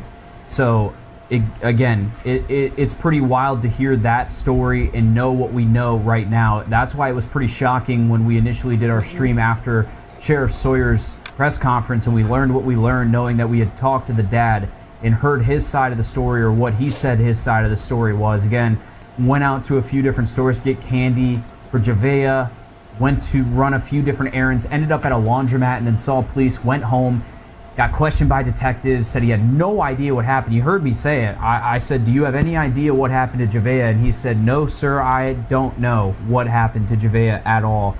It was eating him up inside. They had no idea.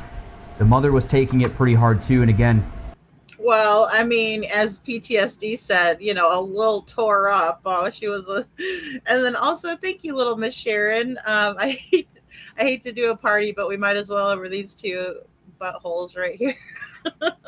But thank you so much. And Seth, welcome to the Dragon Tribe. I see that you got a gifted membership from little Miss Sharon. Make sure you say thank you. And thank you, little Miss Sharon. I appreciate you so much.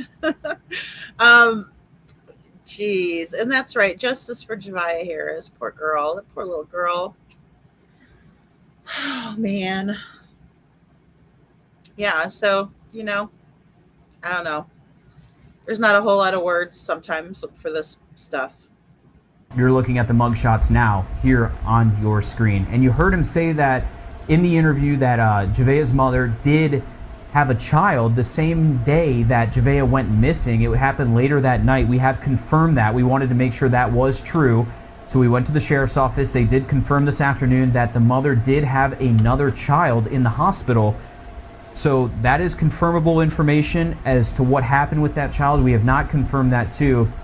I know during that phone interview I had with the father, he told me that he did have an interview with DSS, which is Social Services with the state of South Carolina. That happened after my phone interview, he said. So who knows what happened after that. But just for full transparency, I mean, this all happened because I was reaching out to family. We were trying to get answers and find out what was going on and where this family was. And he had called me from an unknown number. I didn't know who it was, so I picked up. He said, hey, started talking to me about the case, and that's when I had to go, well, who am I talking to? Who am I speaking with? And he said, well, I'm the father. I said, the father of who? He said, Javeayah. So I said, you're Javeayah's father? He said, yes. So I pulled out my phone, started recording, and then had a conversation with him initially, and that's when you heard what you heard through that interview. And I stopped him after about 8 minutes, and I said, hey, would you be willing to meet up with us for an on-camera interview? We'd like to ask you some more questions, any information you want to get out to the public, we'd like to get you on camera so we can get that out as quickly as possible. He said, yeah, we can meet around 3 o'clock. We had a meeting location. I showed up to that location at 3 o'clock, hadn't heard anything, called him, he answered because I assume he didn't save my number, told him who I was, he immediately hung up on me. So there was no next interview with him on camera. This is the only interview we have. So I know that some people were asking. All right. And, guys, when they don't hold up to their end of the bargain or keep their word, who does that sound like again? Is that Chris Proudfoot? Is that who it sounds like? Because it sounds like Chris Proudfoot to me, right? When he told Nancy Grace that he would take a polygraph, name the time and place, ma'am, right? But then he didn't show up. How come they're not wearing orange? Asking me why did green, whatever. you ask these questions, or why didn't you figure out this? It's like I had limited time and knew that I was going to probably get another interview with him that he eventually did back out of on Thursday afternoon. So, Sydney, again, this was something that all happened very quickly, and then when the sheriff announced what had happened, I mean, the whole story that he told us is likely not true. The incident report is likely not true that we had where Javeayah just wandered off on her own after playing out in the front yard with some chickens by the chicken coop. That seems to not be the case now after that press conference we had this morning with the sheriff. Absolutely, Will, and it just, again, it begs a lot of questions that we have, that of course the community has, that we are working to get answers for. Of course, Sheriff Sawyer, with this being an active investigation, he can only answer so much today, but I mean, again, we know that the public has a lot of questions. We have a lot of questions. Seems that we all have a lot more questions than answers that we are working to find out here. But we have requested that 911 call from the sheriff's office. Again, with it being an active investigation, it may be hard to get it right now, but we are working to get our hands on that, to listen at what was told to dispatchers on Tuesday evening. Oh yeah, I'm very interested to hear that, what was said, on the 911 call. And we may not hear that until the trial. We don't know, right? We just don't. And thank you, Witchy Mama. And my PTSD says he probably had a date with Mad Dog 2020. Yeah, it's something. Maybe smoking something and drinking something, but certainly, wasn't prepared to come up on national TV and plead for his daughter's safe return, right? Because unfortunately, we're hearing that he knew that she wasn't going to return safely, We are also, just again trying to make sense of all of this, Will, and you and I were talking earlier at the news conference. Just you and I were kind of quietly sitting there with each other trying to process all of this on our own. We've all been out there this week, watched as law enforcement entered in and out of that church parking lot this week looking for this little girl here, putting her picture up any way that we can. I mean, just even the businesses around that church had her photo up, trying to get it out there to as many people as possible, getting her name out there to as many as possible. There's a gas station about a half a mile from that church that we were all back and forth going to get food, water, use the restrooms there, and there wasn't a time this week that I would enter in there and not hear some chatter about this case. So, I mean, it's reached so many people worried about this little girl. They wanted law enforcement to find her alive. Law enforcement wanted to, of course, find her alive as well, but of course, that's not the news that we got today. But as Sheriff Sawyer said, it is extremely important that they bring her home. He says they are searching in an area that is not in Aiken County. We don't know where that's at. They could not tell us where that's at today, but he says that their main priority right now is, of course, finding Javeayah and bringing her home. Okay, I know some people are on here saying get the 911 call. Again, like Sydney just said, that is something we can usually get on a FOIA request or an open records request from the sheriff's office. I did ask them yesterday just to follow up. I said, is there a 911 call and is that available too? I know Sydney's requested that too, and they said we can't release that at this time. It's part of an active investigation, that they were still analyzing that as well. So they were looking into it. It's probably not something we're going to get anytime soon now that this investigation is still ongoing. We know that they are still actively searching for where Javeayah is at this time at a place outside Aiken County, but this also begs the question of, was that interview we did with the father also used as evidence in their questioning of the father in all of this? And that's something we don't know at this time. We haven't asked law enforcement, but certainly something that we'll question in the future as well. Again, if you're just now joining us, both of her parents, we'll put the mugshots up for you guys again. Both of her parents have been charged with murder/homicide by child abuse, and then her mother has been charged with filing a false police report. And if you guys don't remember that police report, the mother called 911 saying that her daughter was outside at around 8:15, and around 8:45 she called the police, and she was outside in the front yard playing by a chicken coop, playing with the chickens, and then just wandered off. She had no idea where she was. You heard the father in the interview say, I had no idea what happened. And now you're seeing their mugshots on your screen there. They are both behind bars in the Aiken County detention center at this time. Sydney, I'm going to answer some questions. Do you have any last thoughts or takeaways from the press conference this morning in the search overall? Well, I want to touch on just, again, I know we keep going back to the community response, and there's just no denying that you have a lot of people invested in this, as you're about to answer some questions that people have for us right now. But you and I were talking earlier about, you know, what role did the community play in all of this with the Aiken County Sheriff's Office's tip line that they had posted on their website, that we also had posted as well. But as also that website that they put out this week asking the public for any photos or videos that may help them in this investigation or help them in that search as well. So, you know, it certainly begs the question on how that helped them up to this point. But earlier this week, law enforcement was asking people if they had any photos or video June 15th and June 30th. June 30th, of course, is the day that Javeayah was reported missing. But I'd asked the sheriff's office yesterday, shortly before we went on air at 6 o'clock, why that time range. And I'm going to read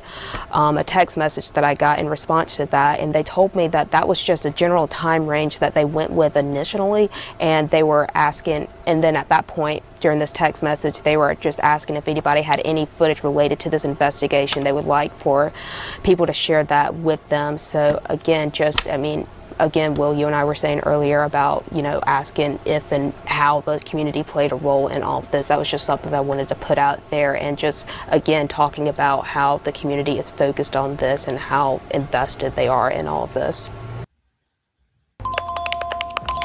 Stop texting each other and And Seth, let me take a look and see on that, because I know there was a couple of pictures 15th. With her given the peace sign. I know one looked like it was a little bit lower than the other. Well, in that bunny fur, it's the same thing, right? I mean, playing with chickens, just like Summer was playing, planted with the flowers with her grandma. Yeah, sure. I mean, they're always playing. No, they were just playing, and then something horrible happened, but they don't know what, but they were home. Beginning date of when law enforcement were looking for any kind of information, photos, or videos. I think that's interesting perspective, knowing what we know now in that date. I know that we asked them what the significance was of that June 15th date and why it was so early, and it made us wonder, was there an incident that happened beforehand that they wanted to know about? And again, they told us that it was just a beginning date that they had for all of that. But now it's interesting to look back at that. It's obviously not a month before all of this came out, but it is 2 weeks. It's pretty interesting that they asked for that time frame, knowing what they know now. So, Sydney, we'll let you go here. If you have, I know we have a 6 o'clock newscast tonight. We'll be live, News 12 at 6 o'clock. So we'll let you go, and I'll try to answer as many questions as I can if you guys have any about all of this. It's certainly not the outcome we hoped for with all of this. We got that initial press release saying that the sheriff was going to hold a press conference at 11:30 this morning. We got that at around 9:20, 9:30, and we knew that that probably was not a good sign, because we asked the sheriff's office yesterday if they were going to have any kind of update searches throughout this weekend. They said, you know, it really depends on the resources, and we don't expect to have any kind of press conference or major update throughout the weekend. And then when we got notified of that, we knew that there was something going on. So now, obviously, we know that the parents have been charged in the disappearance and death of Javeayah Harris as they continue searching for her body at this point at a place outside of Aiken County. We know that the sheriff also saying that it's hard to imagine what the rest of this family is going through with all of this. And it's also important to note that the sheriff... Oh, okay. Hold on. Let me look and see, because let me just go back one. Oh, sorry. Hold on. I went back a little bit too far. See, like, there's this one right here. It does look like it's a little puffy right here, Seth. I do see what you're talking about right there. Oh, no. Yeah, it looks like her knuckle has been broken. Yes, I see that right there. Oh, boy. How terrible. Poor little girl. Now, she does have it here also, I see. But these might not have been taken too far apart from each other. update throughout the weekend, and then when we got notified of that, we knew that there was something going on. So now obviously we know that the parents have been charged in the disappearance and death of Javeayah Harris as they continue searching for her body at this point at a place outside of Aiken County. We know that the sheriff also saying that it's hard to imagine what the rest of this family is going through with all of this. And it's also important to note that the sheriff said that there could be more charges coming with this. We don't know who else may be involved, who else knows anything. We don't know what other charges they could have pending at this time as well. That's going to be something we're going to continue to follow and keep you guys updated throughout this weekend and then next week certainly as well. For those of you just now joining us, we can also say that SLED's helicopter, now this is not, we don't know what they're doing, but we know that SLED's helicopter did take off at around noon or lunchtime today and was in the upstate of South Carolina and is circling specific locations. Now again, that could be due to something else. It's just an observation that we had, so we're working to confirm some more information with that as well. So I'll try to answer some of y'all's questions here. You know, and there's got to be some indication or some evidence that leads them to believe, you know, that they were able to charge. Well, actually, it doesn't even lead them to believe they would have to have that in order to charge them with such a crime, right? I know, Shauna. It's very scary. And Nani, I don't know on her left eye. We'll have to go back and look. We'll have to see. Poor baby. And all I know is that she was absolutely abused. If that is the case, death by abuse is basically what they've ruled this. Poor baby.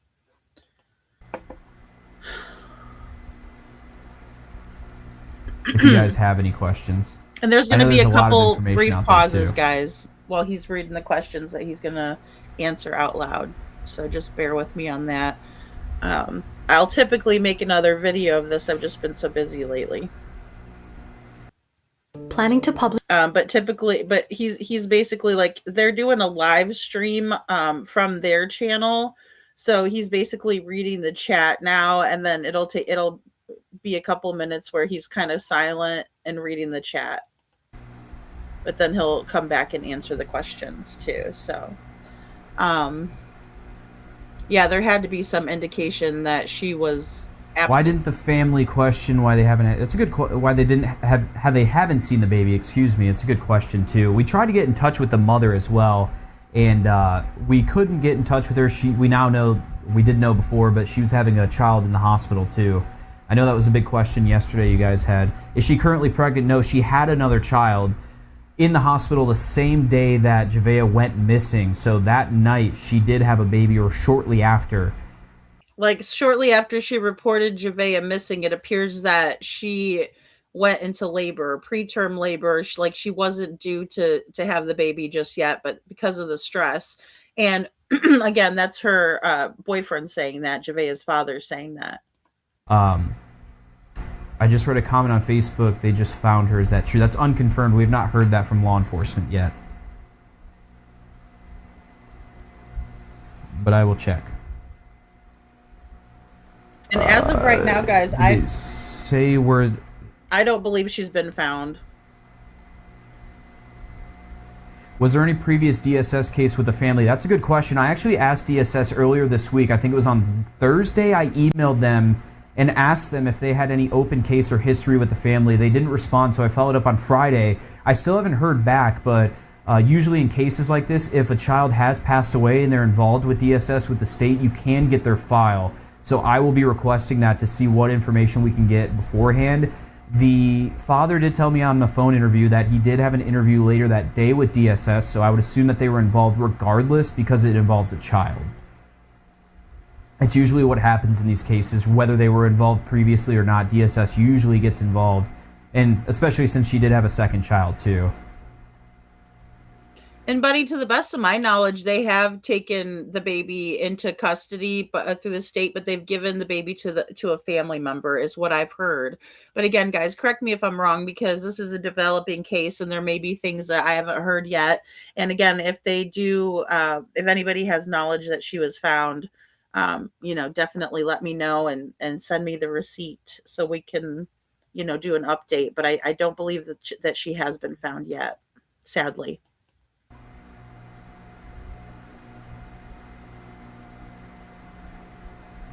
Can you guys release the interview with this individual from Union? We do not have an interview with someone in Union. I would assume they're still trying to get information from the father. He's in custody. Having a police scanner is not illegal.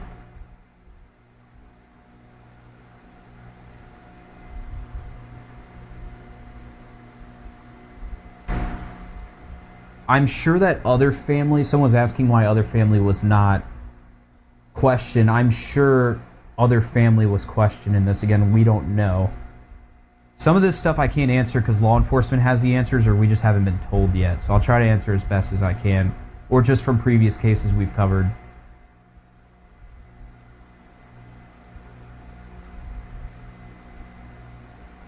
Can News 12 help with the candlelit service for the community? If you guys let us know where the vigils are or any community events that are going on to honor Javeayah, we are more than happy to give that coverage and highlight that as much as we can.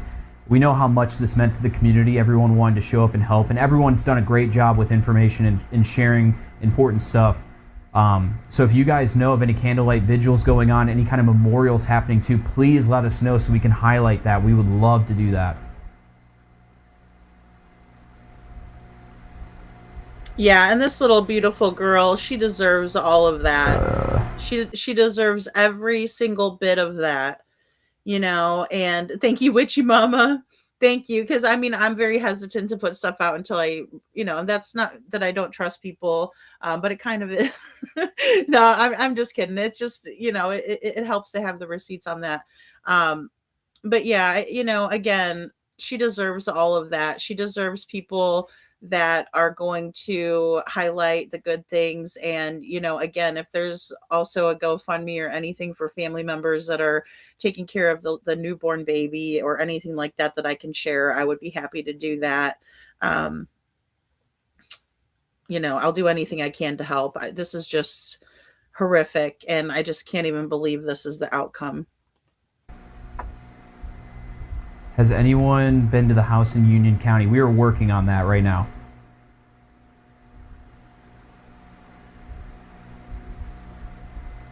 That's right, Nani. That's right. Is it possible the father is covering for the mother? I'm unsure. That's part of the investigation. The sheriff said today that he wasn't going to discuss specifics on the investigation. As you can imagine, it's still ongoing. They're trying to recover her. So a lot of this information we don't know about the specifics of what they know and what they found to lead to the arrest of the two parents that you see. Well, and this one looks scared, and this one looks pissed off. So I cover it. Who do you think's covering for who? If I had to take a wild guess and somebody said, "Look, Lady Freedom, somebody's covering for somebody. Which one is it?" I'd pick the dad. I would pick the mom covering for the dad, not the dad covering for the mom. Okay, that's all I'm gonna say based on the mug shots alone. Right. But I think both of them are in on it. I think they're in cahoots is what I'm thinking. Obviously, this manufactured story that the father was out and he was at several different gas stations or stores picking up different items. You can buy Mad Dog 2020 or MD 2020 at a gas station where you can get a Black and Mild, where you can, in my opinion. But again, if I was to, send my bill. So Seth, these poor people will never get their bills paid if they send them here. Oh goodness, I just be on the horn deferring the payment for you guys. But no, if I have to take a wild guess, now of course I'm upset with the mother because she should have been protecting this baby, and I'm wondering who was protecting this baby, right? And again, guys, I know that sometimes it's hard because people don't want to get into other people's businesses and things like that, but you have a young couple here, and if you're a family and you haven't heard from this little girl or haven't heard from her anything from her in a while, I don't think it's good to do a well check in a malicious manner. But if you're really worried and you send, someone over to check, it's better to be safe than sorry, right? It's better to be sorry than unsafe too, right? It's like you might regret that decision because it turns out that it's nothing at all. But if you have a weird feeling about something, I mean, I think it could do more harm not saying anything if you haven't seen, this cute little 4-year-old. Like, where is she? And that's not to disparage the family members. Look, they're not the ones that did anything wrong here, in my opinion. It's still active and ongoing investigation, but it appears that these parents have done something, whether it was accidental or on purpose, and this poor baby is allegedly no longer with us, and we're trying to look for her and find her. um, and they hold the answers, but they're giving us this fairy story of, whether or not they're being truthful. It remains to be seen. It seems like they may have been truthful on some things, but there's always going to be some truth in the lies, in my opinion. On the screen. Are either of them from Aiken? Yeah, they have been in Aiken for a couple of months, according to neighbors. That was the latest information we could find, that they were from York and Union counties, or in the Chester County area.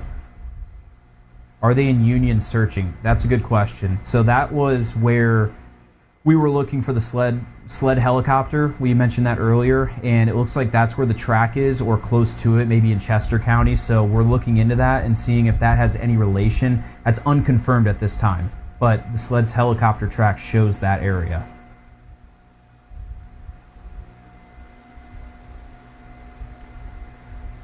Did the little girl go missing? Did Javeayah go missing while the mother was in the hospital? It sounds like she went missing before she was in the hospital. So Javeayah was out, according to the police report, which we now assume is a false report because she's charged with that, is that she reported to police that Javeayah was out front playing with the chickens in the chicken coop and went missing.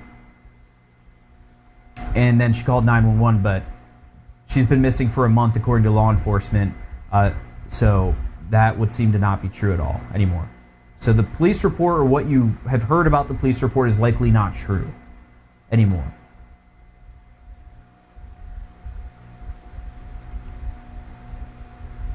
Where are the grandparents? We're actively trying to find more family too.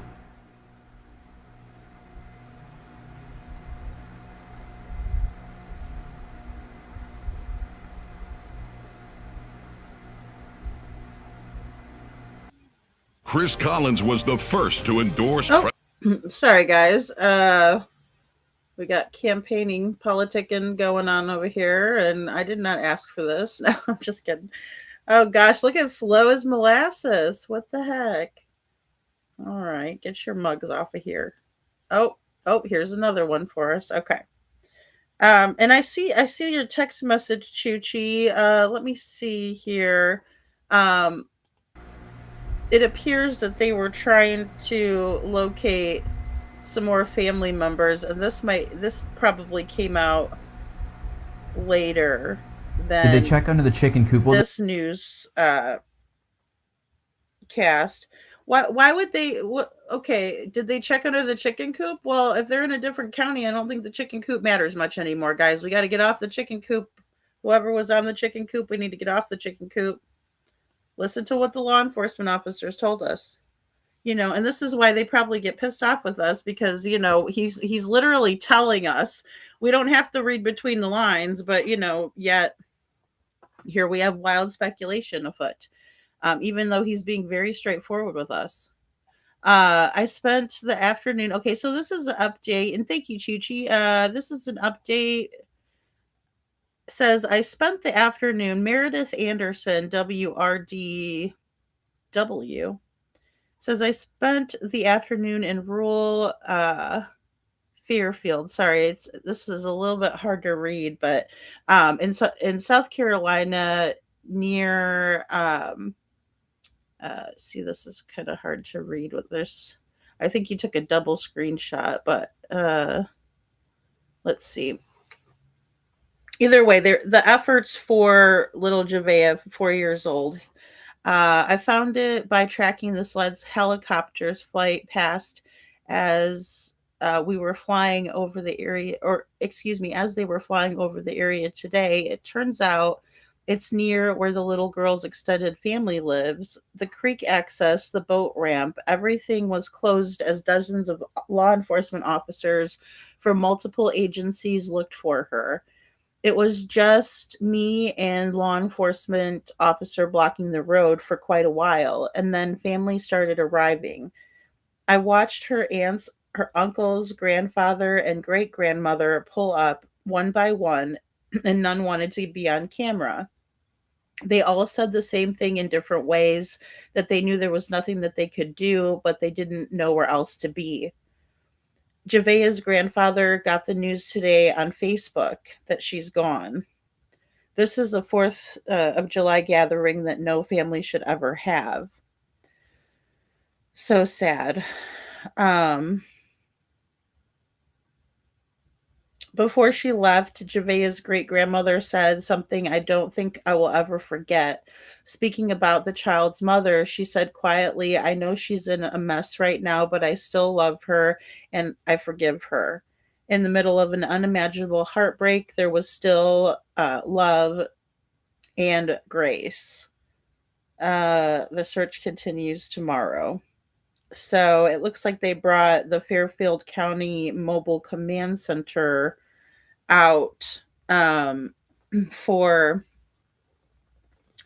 um, for I guess reinforcements. It's really hot out there, so I'm guessing that they need somewhere to well, uh, I mean somewhere to conduct business, but also maybe even have water stations and things like that set up because it's very hot. There's a heat wave all across the country. The chicken coop story is likely not true anymore. All right, I forgot about this. This dude's all like the chicken. I'm sorry, not to make fun of him. I think he's a very handsome man, by the way. But he's like, the chicken coop story is not true. Can people please pull their heads out of their asses for 1 minute and pay attention? No, I'm just kidding. He didn't really say that. That was me. I'm just kidding, though. But really, I'm not. I'm also being serious because that is a silly question at this juncture. They're checking outside of Aiken County now in their search. Wouldn't specify where. But it's definitely Did not neighbors in under the Aiken chicken ever coop. see Javeayah? That's a good question, too. I talked to neighbors today who said that they haven't seen her in months. A lot of neighbors kept to themselves and didn't really talk to each other too much. They moved there not too long ago, too. Did they ever get a search warrant to search their houses? We're unsure of that. We're trying to get warrants, too. I'm sure that there were search warrants for the house. Anything that has to do with the parents speaking to law enforcement, I'm unsure. That'd be a law enforcement question. How did law enforcement know she had been missing for a month prior to the call? That's another good question. We don't know what evidence they had to suggest that she had been missing for a month, or that we don't know how they were able to charge the parents in her disappearance as well, in her death. That's a good question. That is something that we need to look into, and I'm sure that will come out through the investigation. Well, and they should have some kind of a formal hearing coming up too, or we'll be able to maybe find out a little bit more on what their charges entail, because that's what they're going to do at that hearing. They'll announce it, arraignment.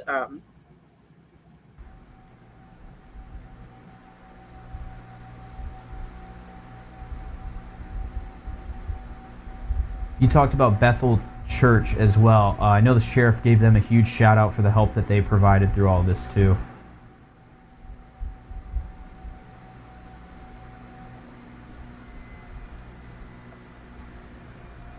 Well, and now that I'm looking at her little knuckles in both of these pictures, it looks like they are bruised. Someone...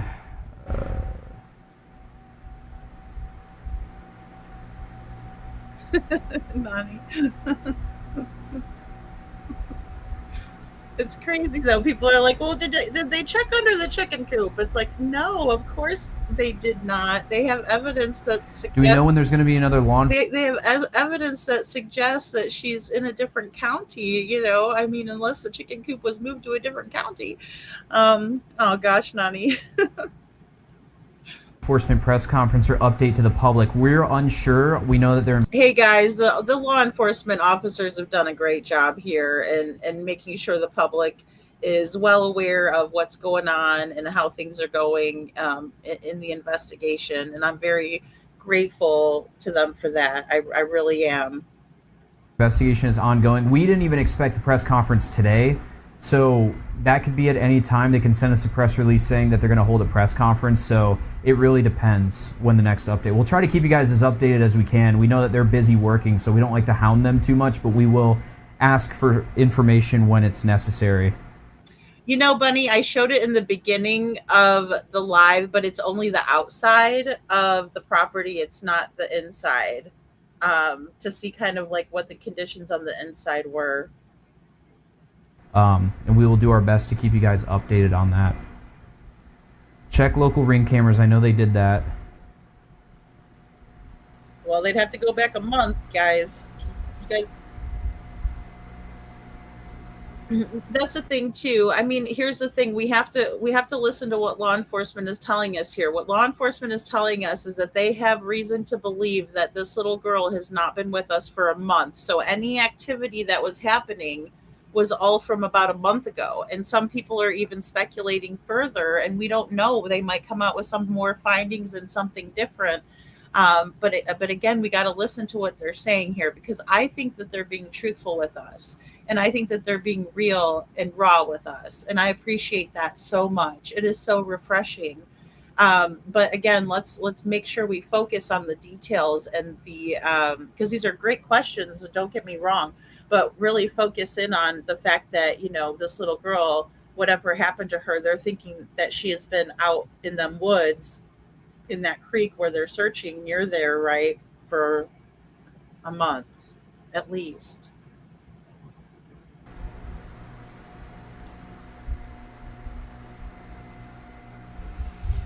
You guys have a lot of questions I just can't answer. But I understand. We have the same questions.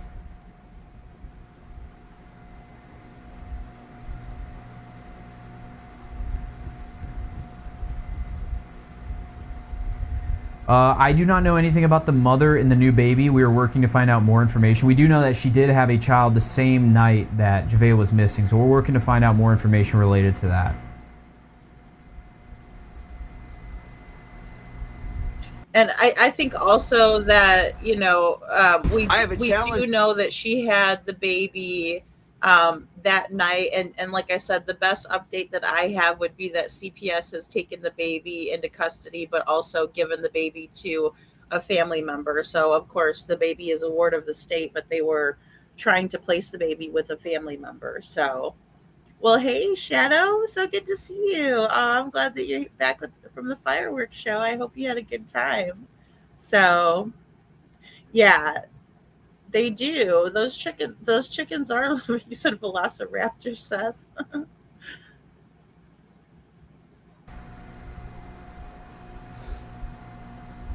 But I'll kind of recap. I know you guys have a lot of questions. This poor guy. He's like, these people are asking me the same damn things. I'm not sure what other charges could be filed.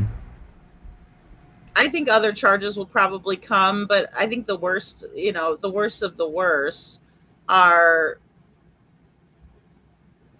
I mean, look, she went from missing to murdered, and I know exactly what you guys are talking about here with her eye, like this right here. Yeah, yep, that's what usually, and I hate to say it, in these cases we will see. I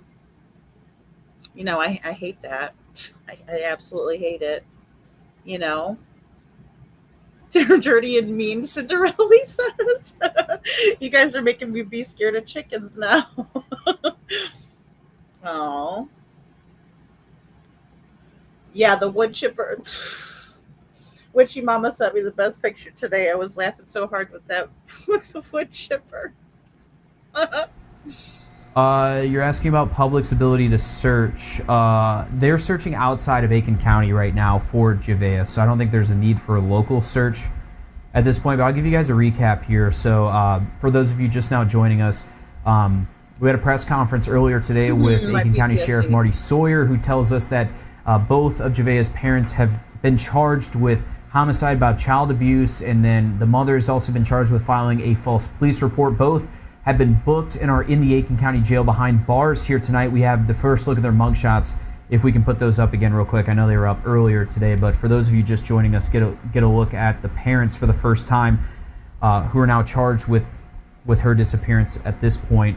The sheriff telling us that they have an area of interest outside of Aiken County that they are continuing to search at this time to hopefully recover and bring Javeayah home to the rest of the family.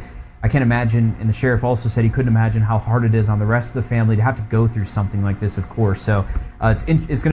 Well, it's really sad, right? Because it's like, they're showing her love and grace, and their family members don't want to...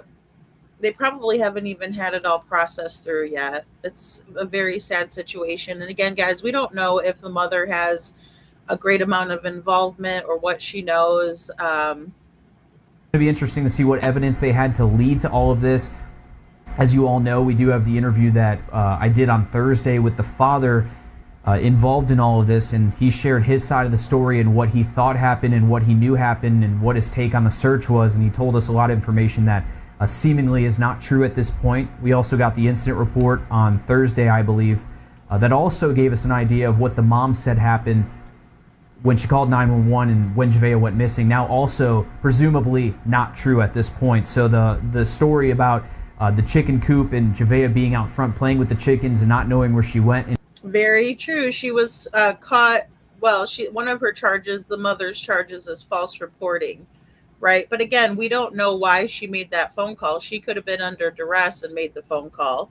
We just don't know. And we also don't know if this guy was being abusive towards her, which, again, I'm not sticking up for her. You guys know how I am. I'm there for the kids, and it doesn't matter to me. The adults have to fend for themselves. They're the ones that need to protect the children.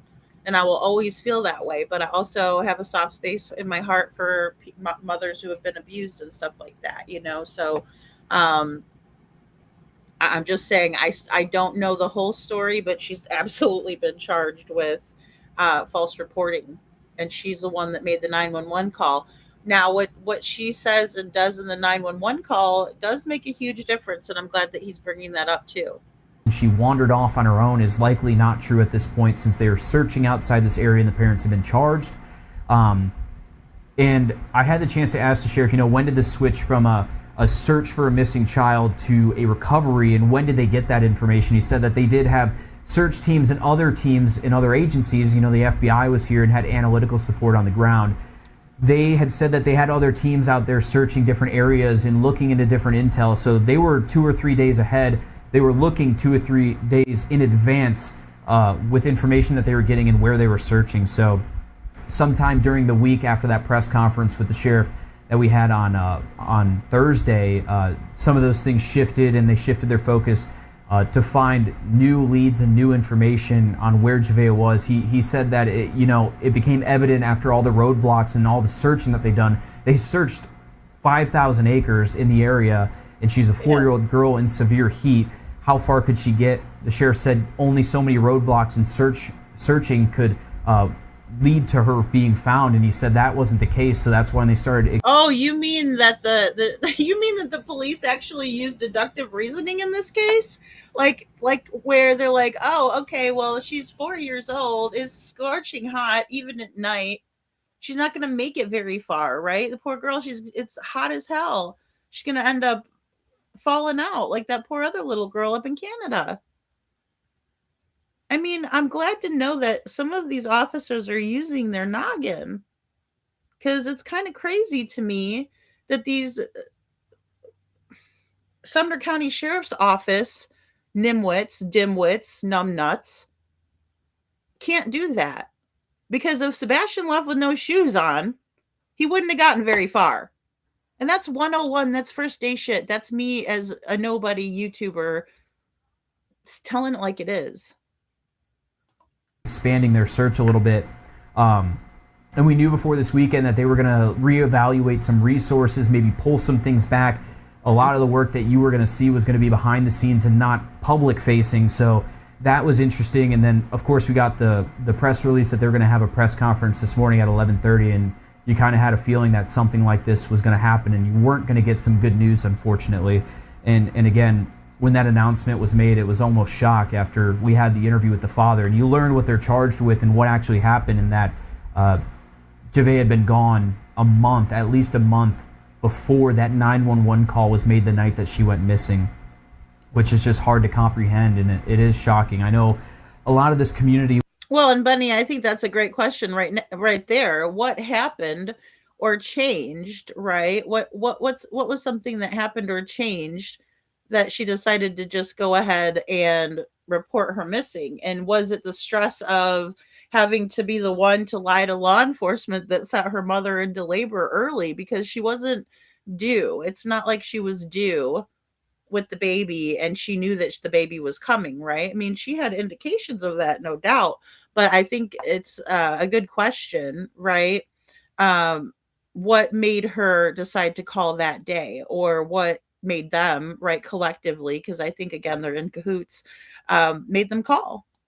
Wanted some good news. We also wanted some good news. We worked long hours. And who drew? Obviously, she drew the short straw, right? Either that or he was going to make her do it. And he looks like a guy that would make somebody do something and not ask nicely, in my opinion. So did a lot of the search teams to try to put information together and keep you guys as updated as we can. I know a lot of people were talking about vigils. So if you guys hear of any vigils or any memorials going up, please let us know so we can highlight that. We want to make sure that she's remembered and her picture and her voice is not gone, even though she is. She deserves justice. That's what the FBI said this morning, that they're going to do everything in their power to make sure justice is served in this case.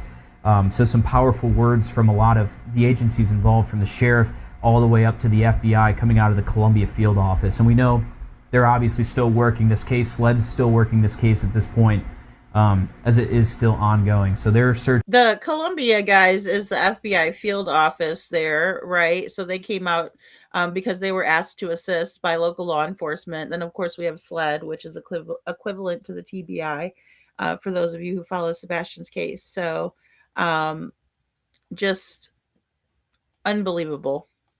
In different areas outside of Aiken County, didn't specify where that was, but there are some leads that they are following.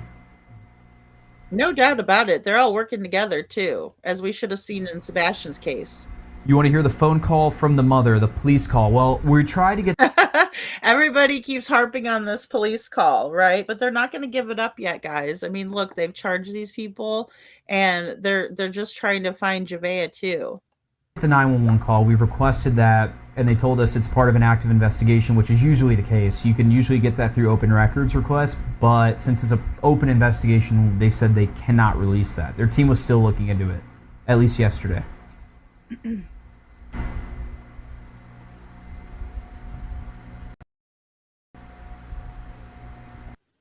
This app pays your bills now, and you pay back later. Turn big bills into 4 manageable payments. Plus, goodness sakes, we got lots and lots of ads. There we go. Sorry about that. They're catching me off guard. Good night, witchy mama. We're still looking into DSS, too, with the family as well.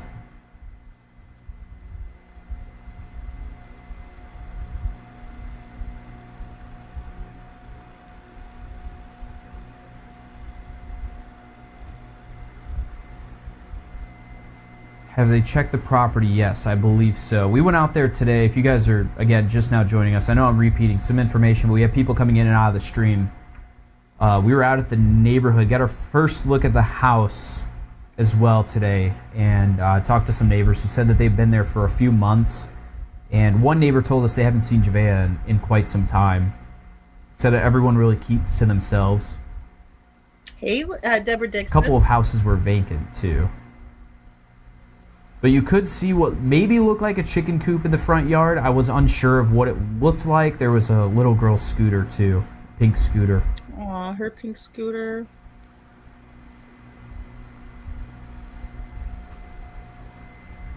I don't know if we have those photos. Okay, yeah, we're going to work on pulling those photos up of the property for you guys so you guys can get a look at what it looked like when they showed up to the scene that night. And you could imagine, I mean, I was out there. It's heavily wooded in that area too, so if they were searching that area, I can see how difficult that is. It's very... Well, and it's a lot like Sebastian's neighborhood where you have, you know, a little neighborhood there and then there's wooded areas all around of it, you know? Because I remember thinking that to myself. I think I might even said it out loud on the live when we were looking at the area. Um, you know, so, and it could have taken them a whole month to figure out what the heck they were going to do. You know, Nani, you know, we don't know. And again, I'm guessing that he's probably being truthful with the part of her going into labor, you know, on this feeling so stressed out or what having to call having to be the one to call, right? But then he got in front of everything and talked to the news also. Again, we've listened to his interview here, but then he dodged the reporter when they tried to do a follow-up face to face. Again, it reminds me of Chris and Katie Proudfoot, right? Where they don't want to be caught on camera. Again, please, I'm going to continue to make these comparisons because I think it's relevant. Hilly out there. Look at their behavior. Very wooded.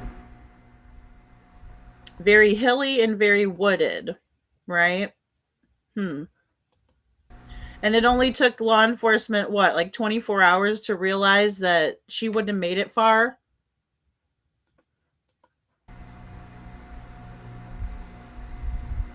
I think we'll get those photos. There you go. There's one of the houses. I know it says... Oh, no. 39. This is the correct location, so... Here's some video that we had. So that looks like a garden that they had on the right side. So this is the property that investigators showed up to and had been showing up to. If you get a look at it, there's the scooter. But there was a dog house in the back and some trash, and it looks like they had a pit for burning, but there looked like maybe a chicken coop. I don't know if we had video of that. I know we had some pictures. And I wonder if they had her underneath that skirting, because that skirting was coming up and it looked like somebody might have been under there. I have no idea. I'm purely speculating, but you can see the trash and you can see her little scooter. We'll scroll over here.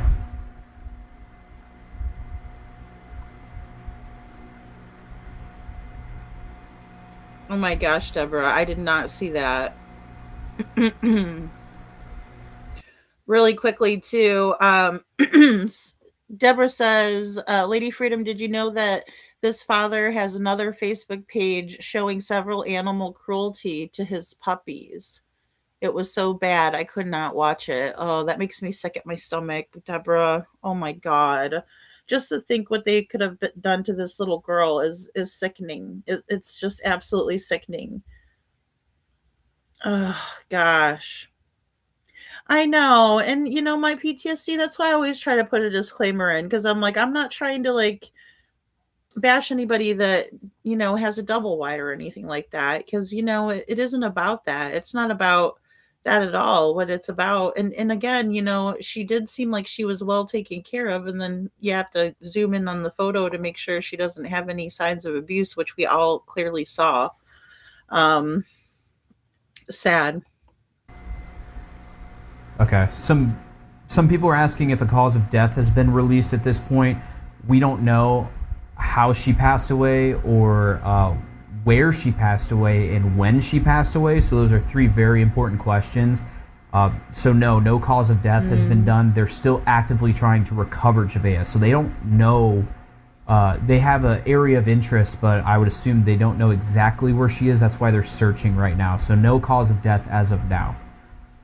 And that's why I know that there's a big hope of recovering her body too, to try to get some of those answers.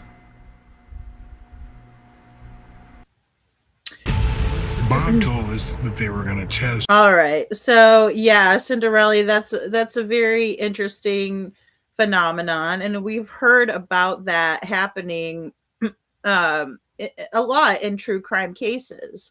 Cinderella says the phenomenon, also often described as eyes going dark, is typically pupil dilation caused by a surge of adrenaline, neurochemical release, or intense stimulation when a predator often shifts, or excuse me, when a predator shifts focus. So, we've heard of that in many different scenarios and cases where people have come forward and said that they've survived a situation or instance with a person that has had that eyes go dark, right? Look. So, thank you, Cinderella. She didn't wander into the woods. No, she was put somewhere. Exactly. Especially how'd she get to a whole nother county? She wouldn't make it that far, in my opinion. You know, somebody would have called her in, saw her walking, um, heaven forbid. So it's just so sad. It's so sad, Deborah. Oh my gosh. I believe it though. He looks like the type.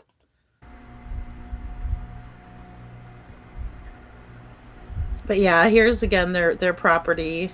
I don't know what this hose is for. I don't know. Maybe you guys. Someone said they want to see the body cam See, footage that's of them all being open. arrested and interrogated. Likely will not get that for years, as that comes out after the trial, or if it happens at all.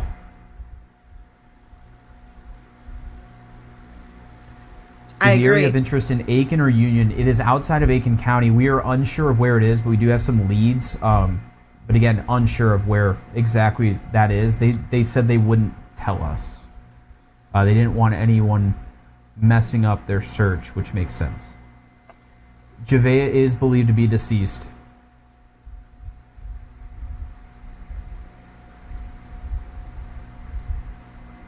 I think we can do it. I think we can pull it up. So, guys, we're going to actually pull this up for you guys. I know everyone's asking questions about this. This is just our information. It's public information, so we're going to put it out there. It's something we're looking into, but like we mentioned, SLED's helicopter is something that you can publicly track. We tracked it when it was here in Aiken County, searching above where the command center is. We're going to pull it up so you can see the flight path. It did take off at around noon today. Okay, guys, so I think they're going to show us, and some of this is blind. I tried to watch as much as I could on all of these different ones and then pick the ones we wanted to go over tonight. This is kind of me going in blind on this, but I thought this was one of the best ones to show. So it does appear that they were able to track SLED's helicopter, and they're going to show us the possible area where they're going to be searching for this little baby. After the press conference, and we know that it's been up in the Great Falls, South Carolina area, which is in Chester County, I believe, which is close to Union and York, where family is originally from. So we don't know why they're up there. Could be up there for a prior engagement or for another search. It's close to water, a few ponds up there.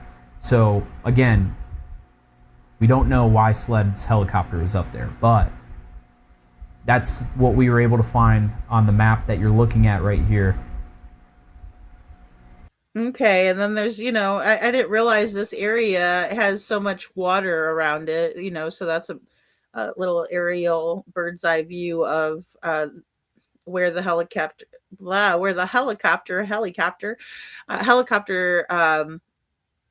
started and stopped, right? The path of flight. So that's what we know right now about the area of interest. Is it true that she gave birth on the same day this 4-year-old went missing? Yes, the sheriff's office did confirm. We wanted to double check that the father's story was correct on that. Sheriff's office did tell us, yes, she did give birth to another child in the hospital the same night that Javeayah went missing, which we know is not the night that she went missing. I keep saying that, but that's just what the report says, but that's not true. She's been missing. Right. No, and I know what he's saying. And, again, it's this convoluted crap that we see happen when we have to initially believe what these parents are telling us when they're the ones involved, right? I mean, it's hard for us to keep it all straight and together, right? But the reality is that she went into labor the night that she reported Javeayah missing. Not the night that she went missing, because she didn't go missing. It was all a hoax. It was all a big bunch of bullshit, you know? And, you know, this poor guy, he's doing the best he can. She's been gone for a month, law enforcement believes. I'm going to say at least a month. In my opinion, in my humble opinion. Did anyone interview the family? How did no family member notice she was gone? It's a good question. I'm sure law enforcement has interviewed the family. Allegedly went missing, correct. Yeah, it's the right way to put it.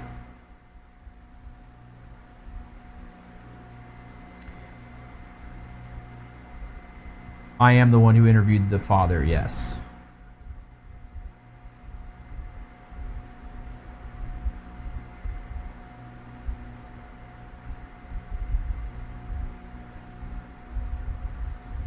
I do have to pop out of here at about 5 o'clock or 5:10-ish. We've got a 6 o'clock newscast that we're getting ready for. So I'll try to answer as many questions as I can and keep you guys updated. But again, just now joining us, you're looking at the mugshot of the parents of Javeayah Harris, who have been charged. They're now booked in the Aiken County Detention Center, so they are behind bars tonight.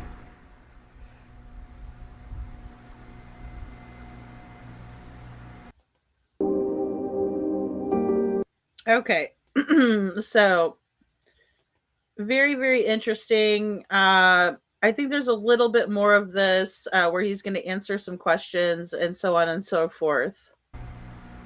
I'm going to look for a quick update just to find out if we have anything brand new to report. So just bear with me on that as well.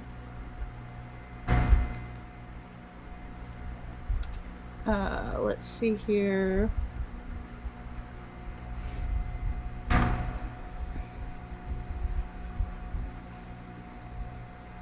And I think we also want to say we appreciate all the law enforcement and search teams and investigators that took time away from their own families. I know many of them had children or grandchildren of their own going through the search too. So we appreciate everything that they did to try to get the answers to the public and try to bring Javeayah home too. I know it certainly took a toll on them.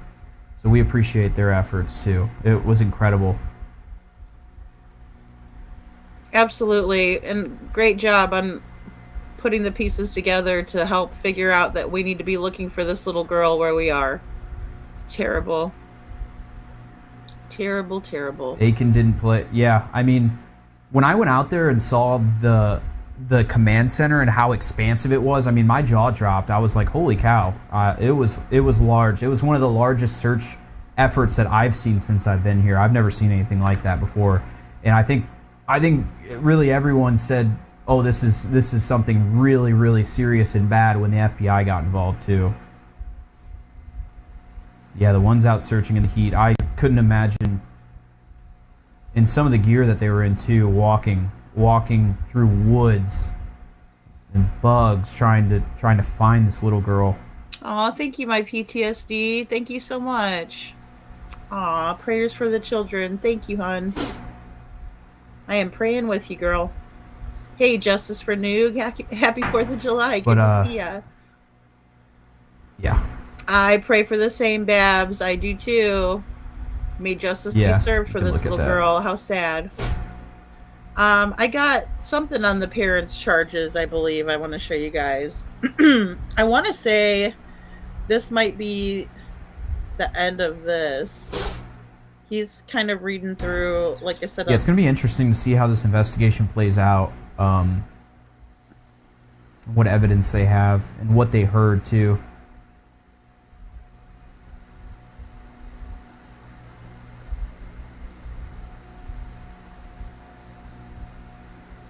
Where did this happen? This is Aiken County, South Carolina. I know it's kind of hard to see. No, they haven't found her yet. Justice for Noog. There we go. Yeah, absolutely, Babs. Absolutely. I hope she does spill the beans, and, honey. yeah, sorry. We're looking at TikTok real quick, hope she too. does. I know we fixed it. That should look better.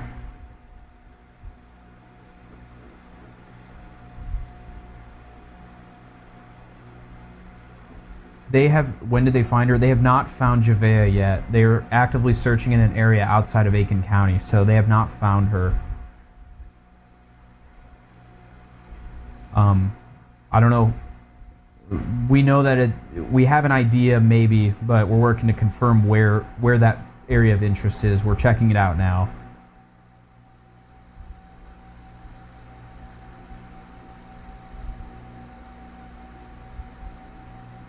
But the parents are charged with homicide by child abuse, and then the mother is also charged with filing a false police report.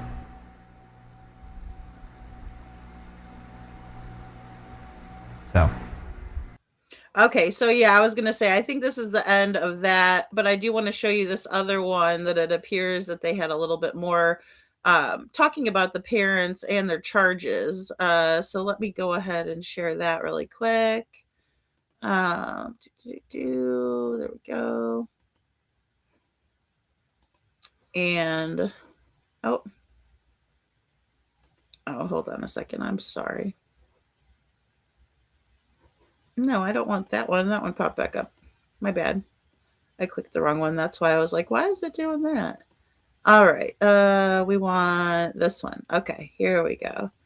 And this should be about the parents and more on their charges.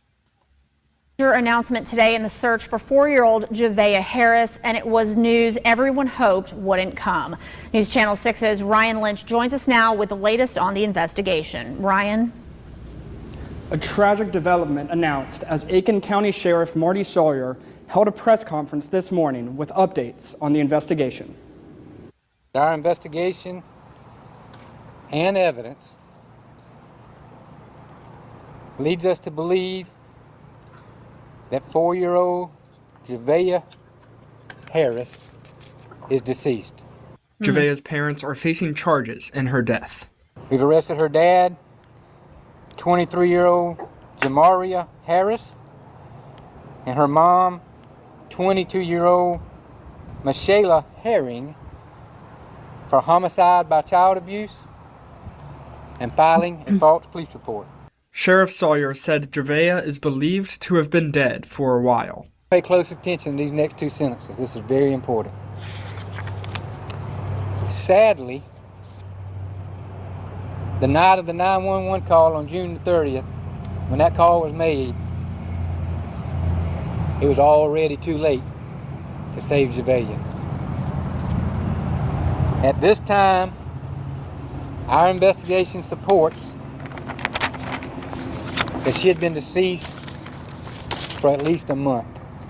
Investigators say... I mean, there you have it.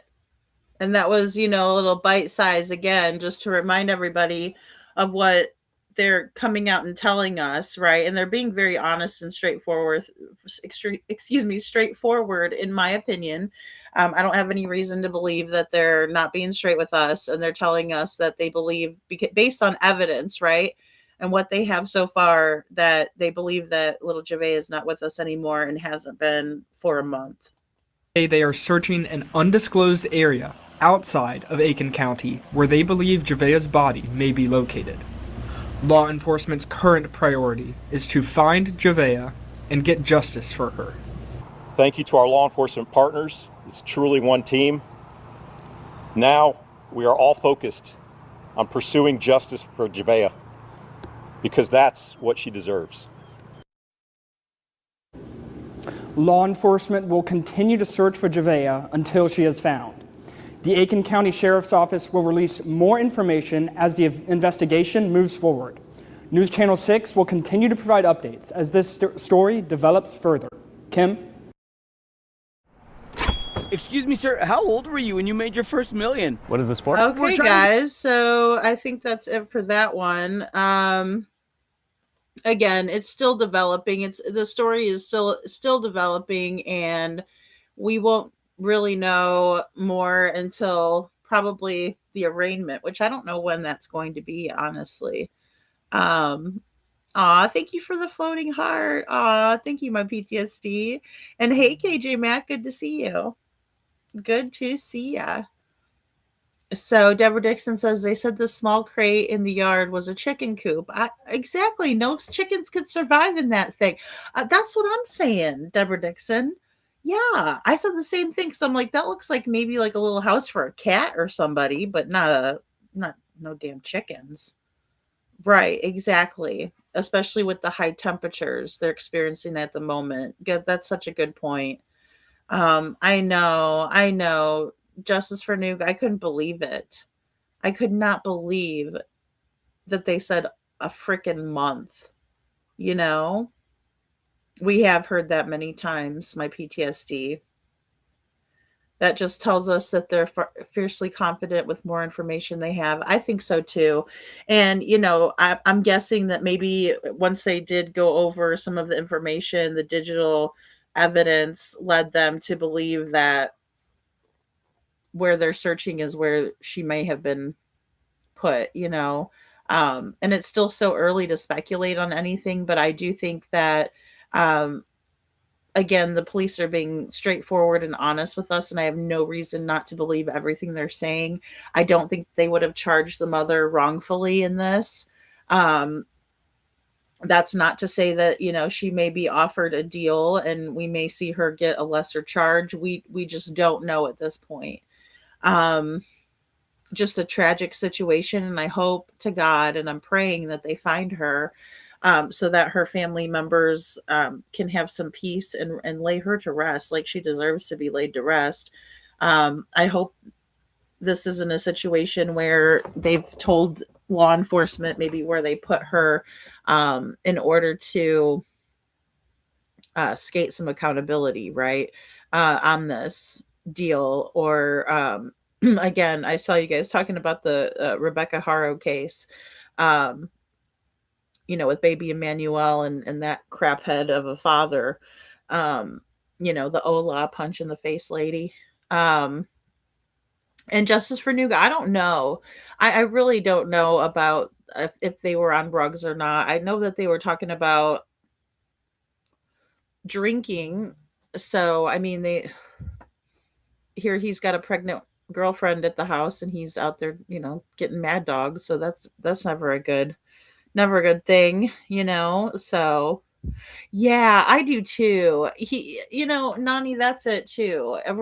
Nani says, I really appreciate the sheriff and his candor, right? His honesty while still protecting their investigation. I do too. And I think it's great to let the public know, especially because, look, I'm sure people in the neighborhood were rocked to their core thinking, oh my gosh, this little girl's outside playing with the chickens, a little bit later than she's supposed to be. And somebody probably grabbed her up, right? She's so little. It would be easy to just grab her up. And nobody would know that nobody would be the wiser if they weren't paying attention. And so, I'm glad that they had the wherewithal, and they handled this investigation like they did. I think coming out and sharing that with the public is very important. And I think it's important for us to applaud the efforts of law enforcement when we see them doing the right thing, and when we see them not having any reason to be dishonest with the public and just shooting us straight. I mean, look, we're not the ones that they need to be dishonest with. If you're going to use that tactic, use it on the perpetrators. Don't use it on the public. We're innocent in this. We're the innocent ones, right? And so is the victim. And most likely the victim's going to be a child in the instances that we talk about kids here and what they have to go through in order to just survive. I mean, look at their parents. Look at the way these parents behave. So, wow, Deborah, that's amazing that the neighbor's saying that they never knew that the child was living next to them. That sounds like what Bobby the neighbor said, that you couldn't tell that a child even lived at the Proudfoot residence, like Sebastian Rogers' case. Those are always really big red flags. And, with her little scooter being outside, that would be a good indication that a child lives there, but you never know. I mean, and who knows how long that scooter had been out there? Who knows if they didn't place that scooter out there to make it seem like she was outside playing? I wouldn't put it past any of these people to not do the right thing. Uh, yeah. So I just wanted to bring that update to you guys, and we'll stay on top of this case as well. Um, it's just a horrific situation, and again, I think we can learn a lot from these cases. By looking at them, by talking about them. Unfortunately, this little girl didn't deserve anything that she got. And again, I'll make sure that I repost those pictures where you can see that she's got a little shiner. It looks like under her eye, she's got a little black eye. Big red flags, Deborah, all day. It's crazy. Justice for Nuke. Mm.